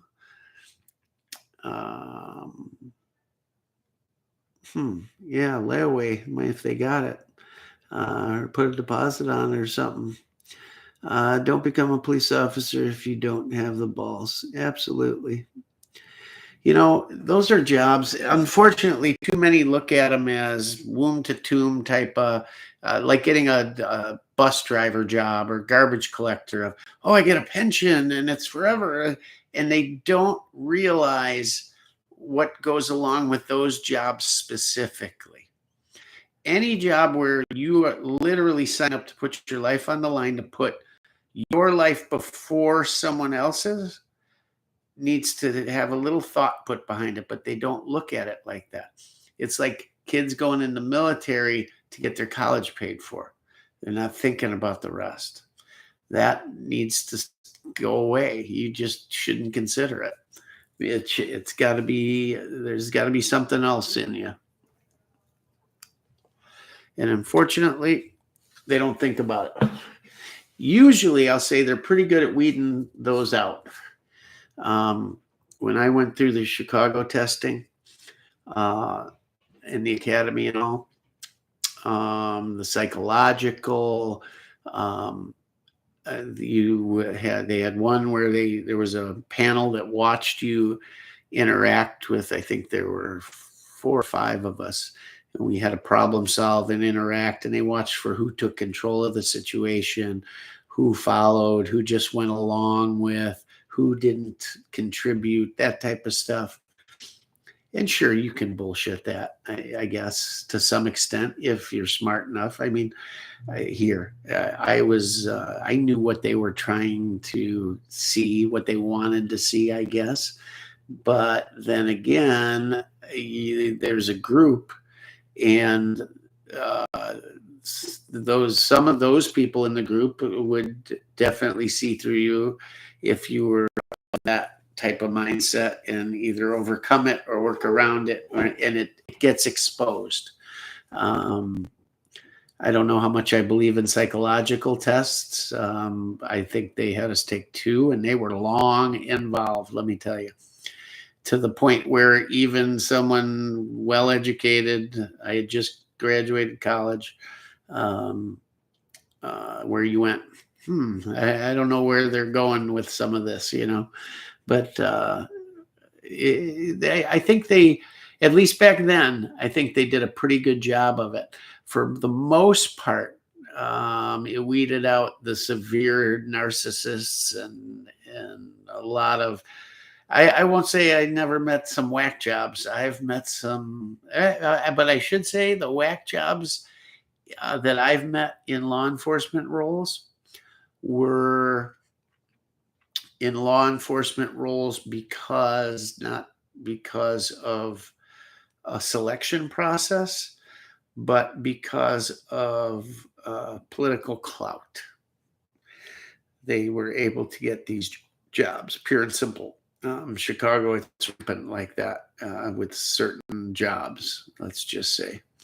And you saw, that's where I can name, man, I can fill this hand easily with just one little area of one department where they were politically appointed. I can rip off a ton of names, and they were severe whack jobs. They had no right carrying a gun or a badge. None. Zero. And not to say there weren't some good ones there too, very good ones. But most of them, although maybe they got it due to political reasons or patronage or whatever, already had background from another department and had gotten into that department through a selection process. So there were plenty of good normal ones, but man, the one in particular, I'm just thinking off the top of my head, 3 pop up instantly, and another 3 right after. Yeah, 7 or 8 in one little area that had no right whatsoever to hold that job. Zero. Like, I would avoid them like the friggin' plague. Worse than a lot of criminals I came across. Narcissists, just every bad quality you could think of. Crazy. So does it happen? Yeah, it happens. But I will say, like large department like Chicago, at that time, a very good selection process.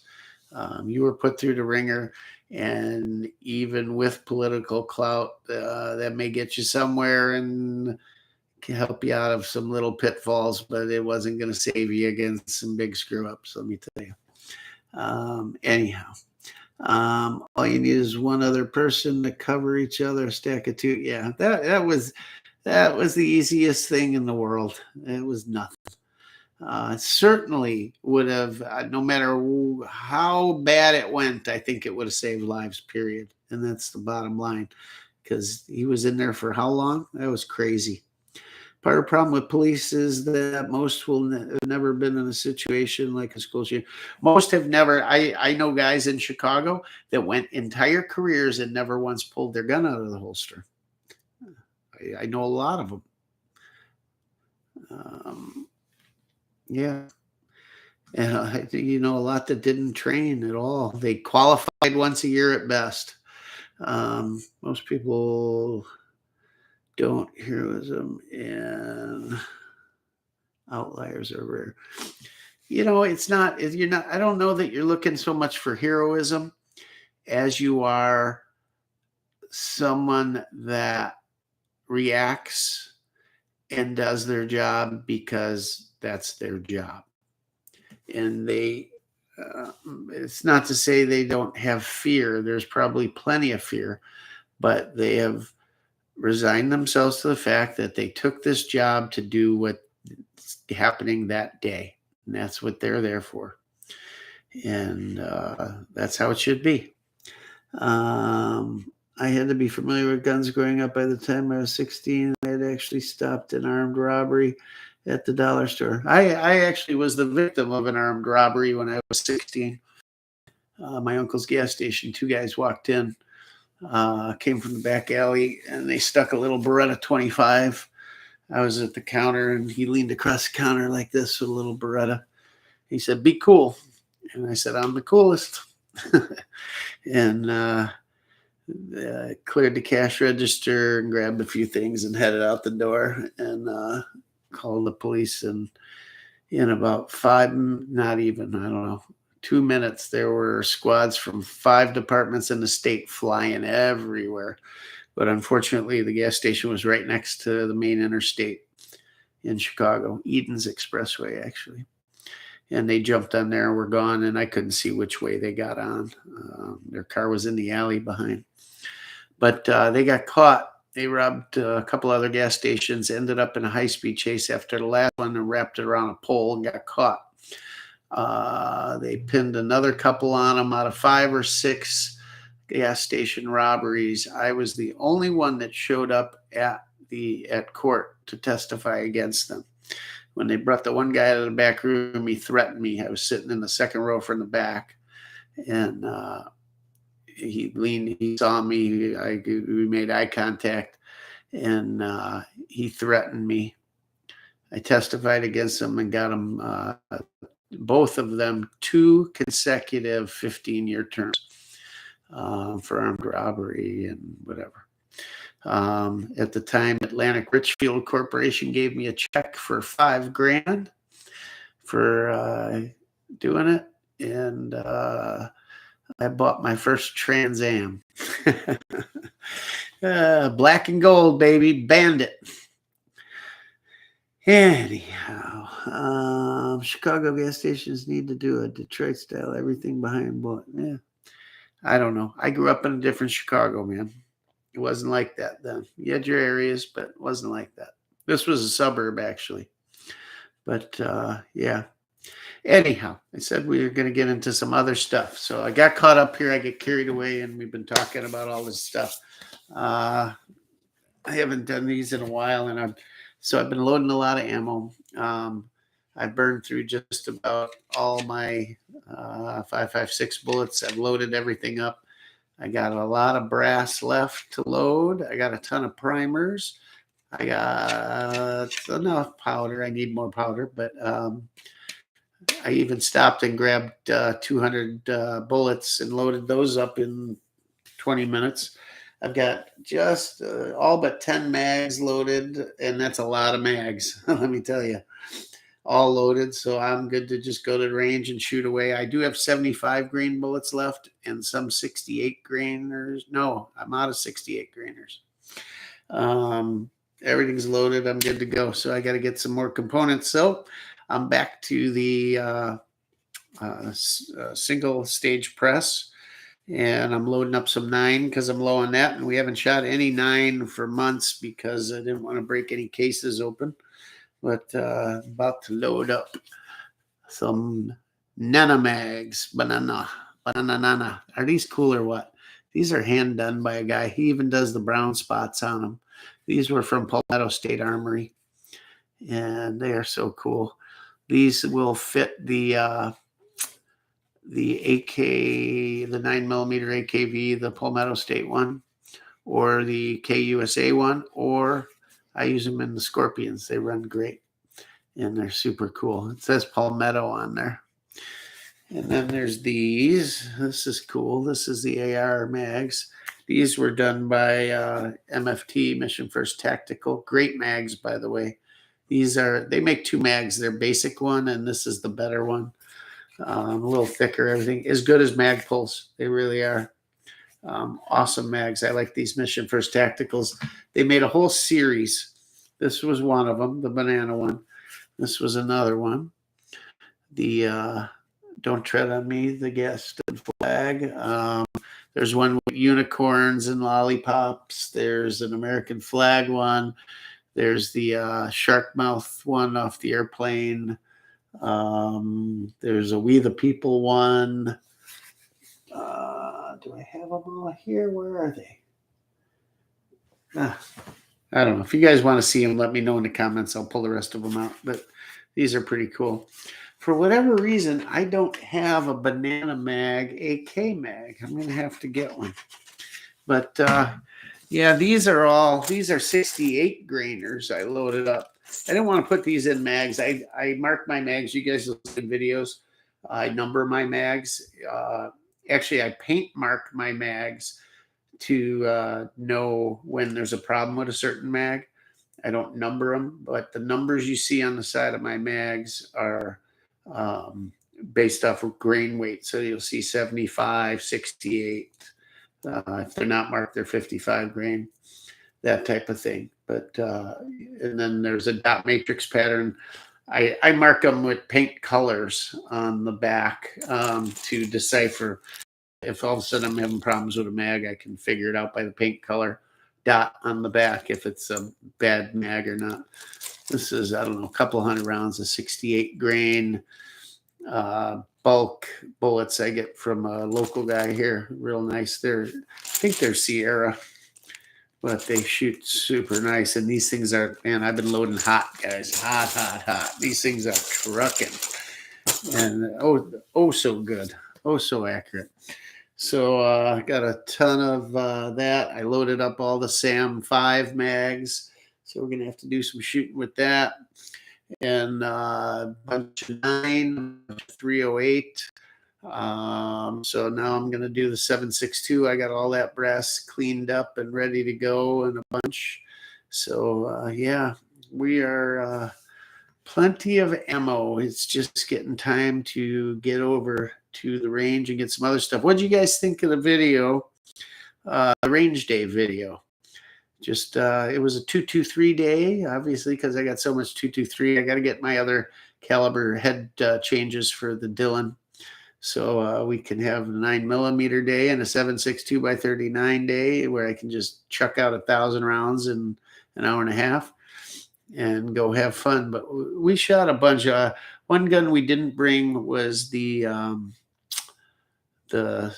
Spanish set me, which I really want to get some more rounds through that gun. I didn't bring that, and I didn't bring my my go to war AR. I just I do my thing with that separately, and I didn't bring my DMR rifle because I shoot that so much.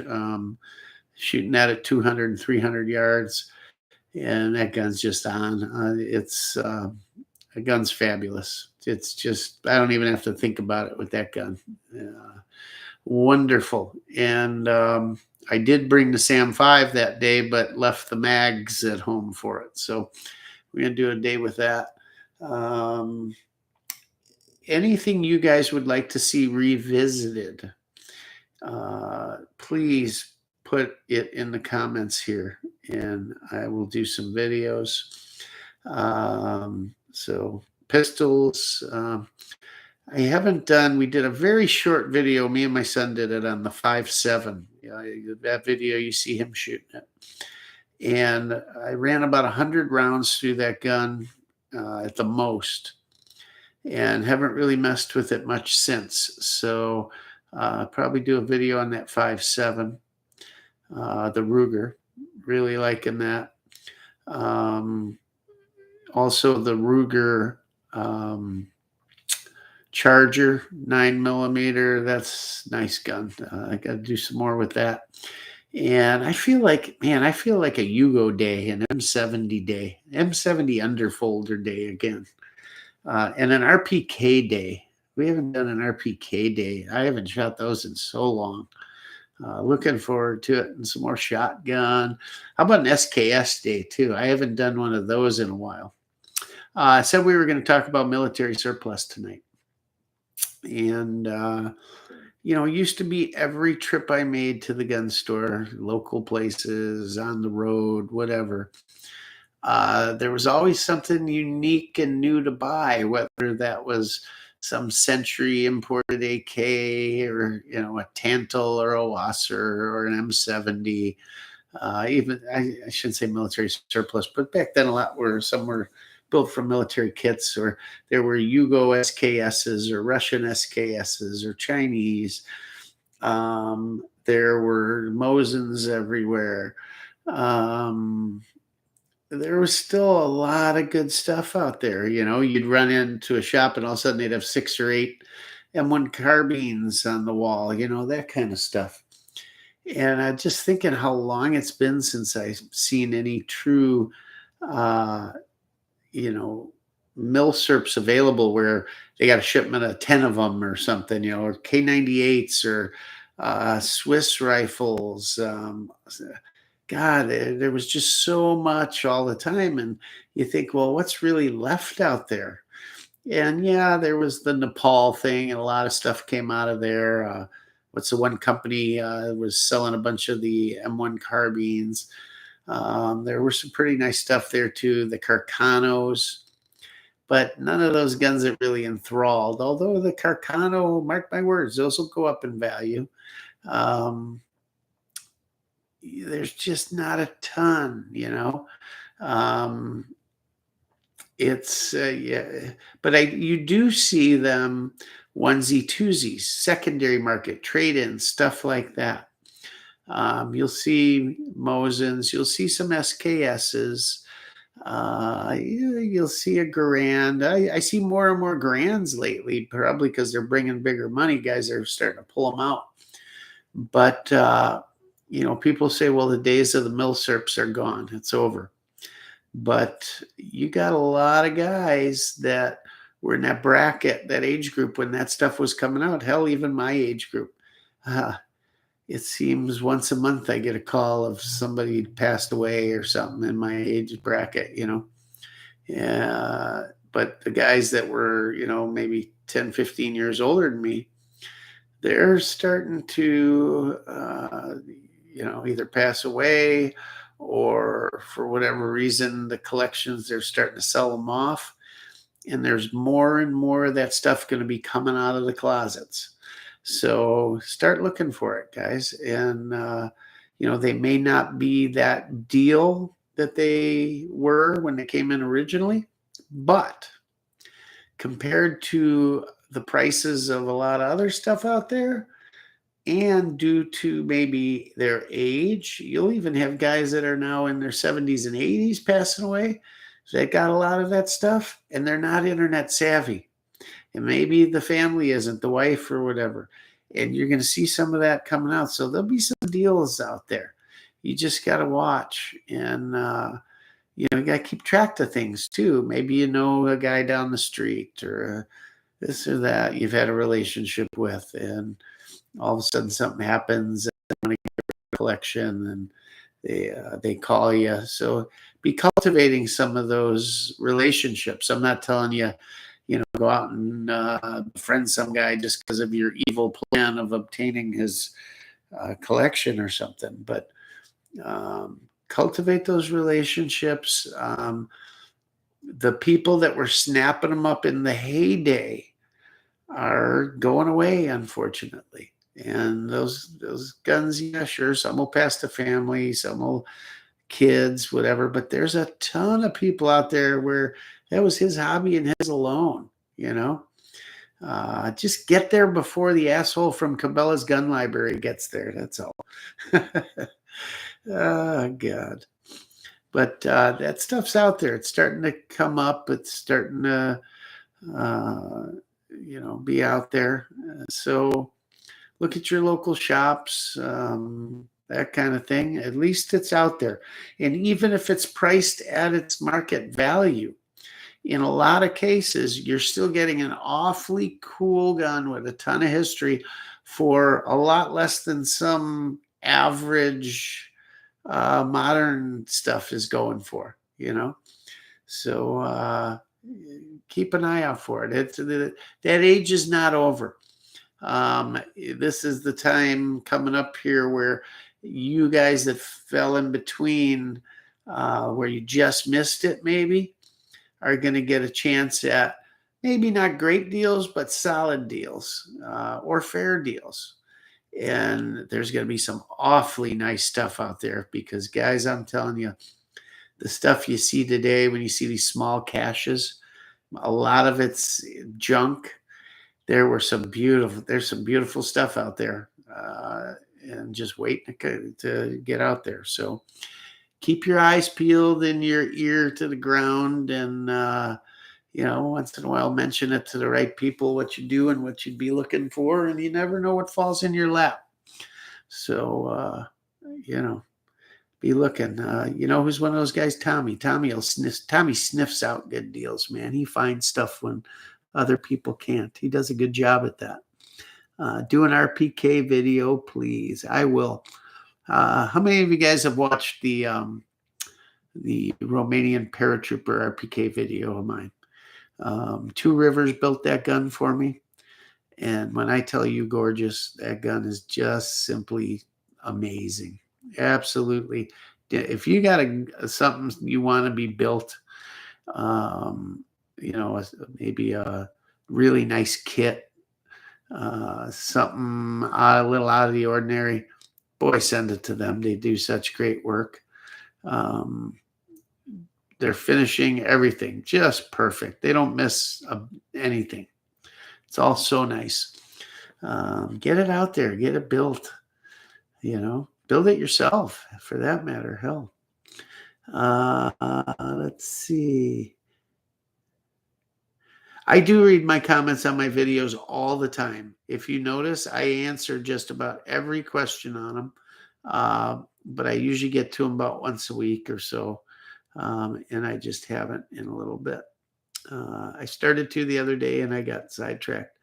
I read your 2 cents about the Tavor thing. I laughed. It was funny.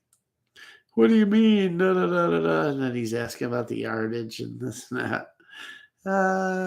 I thought that was a pretty damn good group, actually. He gave me shit about I shouldn't have shot the last shot and all that. See, I read your comments, Tommy. So stop. Anyhow, I'm just kidding. It was fun. It was a decent group. It really was. No matter what. I mean, I think that was the first group of the day too. I just ripped it off. But yeah, it wasn't too bad. I can do better. I should have done a couple more, but it wasn't bad. I had one flyer in there. 3 were really pretty tight. The other one was okay. It wasn't bad. Yeah, but it was not sub MOA. I will give you that. But what was the other gun? Man, a couple of them other ones were on the money, were they not? Damn. That's what's funny is that throw together AR. That's one Sunday afternoon I was bored and I wanted to do something. So I went out to the shop and I had a M4 E1 receiver set and a random lower parts kit, and I think an unmarked arrow bolt carrier. I had a good charging handle, The stock, I believe, what stock was that? Oh, that came off. I pulled that off a Stag Arms M4 I had, and it was a mag pull. And all I needed was a barrel and a handguard I was missing, and some kind of muzzle device. So I went to my local shop near Milwaukee there, and Select Fire. Great place if you guys are around Milwaukee. Check out Select Fire. Man, that's heaven in there. You guys are walking, a little bit of everything, man. All the cool stuff. They had it was a Midwest Industries thin handguard, which I really like on that. A VG6 muzzle brake, and the barrel was a Diamondback. And they were on sale. The Diamondbacks were in a bin in plastic bags for like $89 or something, 16-inch barrel. Nitrided, whatever, half-assed barrels. I don't know what. I don't even think Diamondback doesn't have a very good reputation, I don't think, but whatever. I put it together right and proper, and it's got just a Holosun red dot on it. And man, that thing clover leafs them every time. That thing really shoots well. It's a neat gun. I put that together for when somebody, new guy, wants to come to the range with you, or the girls want to come shoot, or a coworker or something. That's a gun I can, okay, here's a basic AR that they can, here's a bunch of mags, have fun, But as it turned out, it's a really accurate gun, and it's comfortable. I love that Midwest Industries handguard. It's the only one I've built with anything but, well, I shouldn't say that. Most of my handguards are Aero Precision. I got a couple Bravo company, and that's the only Midwest Industries, I think. But what a nice, just basic red dot rifle. Great one. Let's see.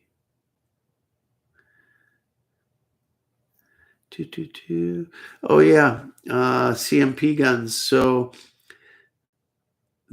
I think there are still some Grands there, and they'll still keep trickling some out. If you want to grab one, guys, grab one. Just please grab one. You got to have one. If you got any type of collection, and you got to have one. You're not a man if you don't have a Grand. You're just not. Or have not gotten there yet. If you have the want for one, you are. If it's a money thing or something, grab one. Hattori M1 carbine is a dream gun for me. Always wanted. Joe, you can piece them together, and face it, the majority of them are just put togethers from random parts. You can find them pretty cheap still. Yeah, a couple gun shows, and you'll be good to go. You'll have everything you need to put one together. They're cool. Yeah, and the CMP is easier. The affiliated club and all that crap's a bunch of crap.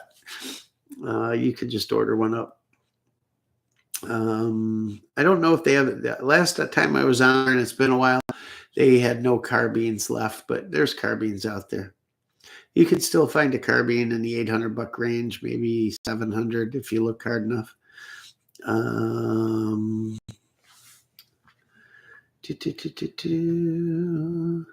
Weird times, straddling. Yeah, it is. So yeah, I wanted to talk about that market.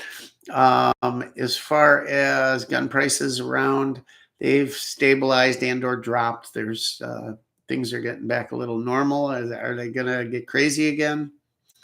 I don't know. I don't see it right now, but who knows? The next week or two will tell. So if there's something newer you want out there, there's some decent deals out there. Things have dropped a bit. I bought some Remington 9mm the other day, about $17 a box. It's about as good as I've seen it. $34 for a 100-round box.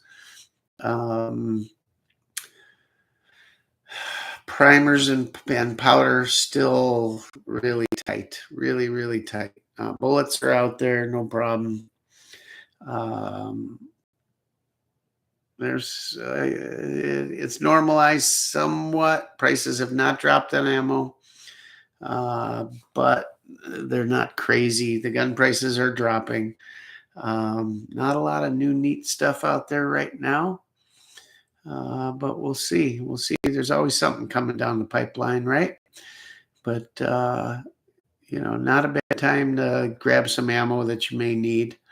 I don't think you're going to see it any lower. So I would put in a buy rating right now on any ammo you need. Most of the non-NATO stuff is back on the shelves. I'm seeing a lot of shotgun ammo. Good time to buy that. Primers and powder, keep buying. Just keep buying if you're into that, because you're going to need it. There'll be another shortage. Don't you worry about it. And yeah, that's about it. Time to get out and have a little fun. Been devoting my time to family and doing a lot around the house for my wife. She's having fun and things are looking good for summer. We got everything set up. Gonna go do a little fishing. Got a new boat and gonna go try out the new Ranger. So yeah, looking forward to that and getting a little fishing in. So and some range trips. We will be at the range tomorrow and having some fun. So if you want, throw in some comments what you want to see, and we'll do a little shooting tomorrow. And I got a couple accessory videos coming out and a cleaning video. God knows we got some cleaning to do after that 223 day. But I want to bring you guys a AK cleaning video. For whatever reason, never done one. I got it half done, almost all done. Just got to finish it up. So we will get you that. And that's about it, boys and girls. We're at 2.5 hours. That's about it. Sorry about last week, but I was getting the boats in the water for the year and all that good stuff. And I was fixing up the fishing boat and went to get some parts and saw the deal of the century and jumped on it. So should be some fun. We'll see this weekend. Maybe we will get out on the water if it's nice. I don't know. We'll see. Anyhow, thank you all for coming. Thanks for the super chats. We appreciate it. Thank you so much. I'm glad to have you back, Hattori. Home safe and sound. And we will see you guys later this week in a video. And we'll see you next Tuesday, 8 o'clock. Be there, be square. Thanks for everything you do, guys. Take care of yours and your own. Make sure you make some calls, make some letters. No uncertain circumstances, you are going to vote them out. The slightest bit of gun control, we're going to vote them out. And that's why it's all coming down, so they can go home and say they did something. And don't let them. We got a lot of work to do, and we'll get there. Don't worry, we'll be there. That's all I got, man. Anybody got anything last minute here?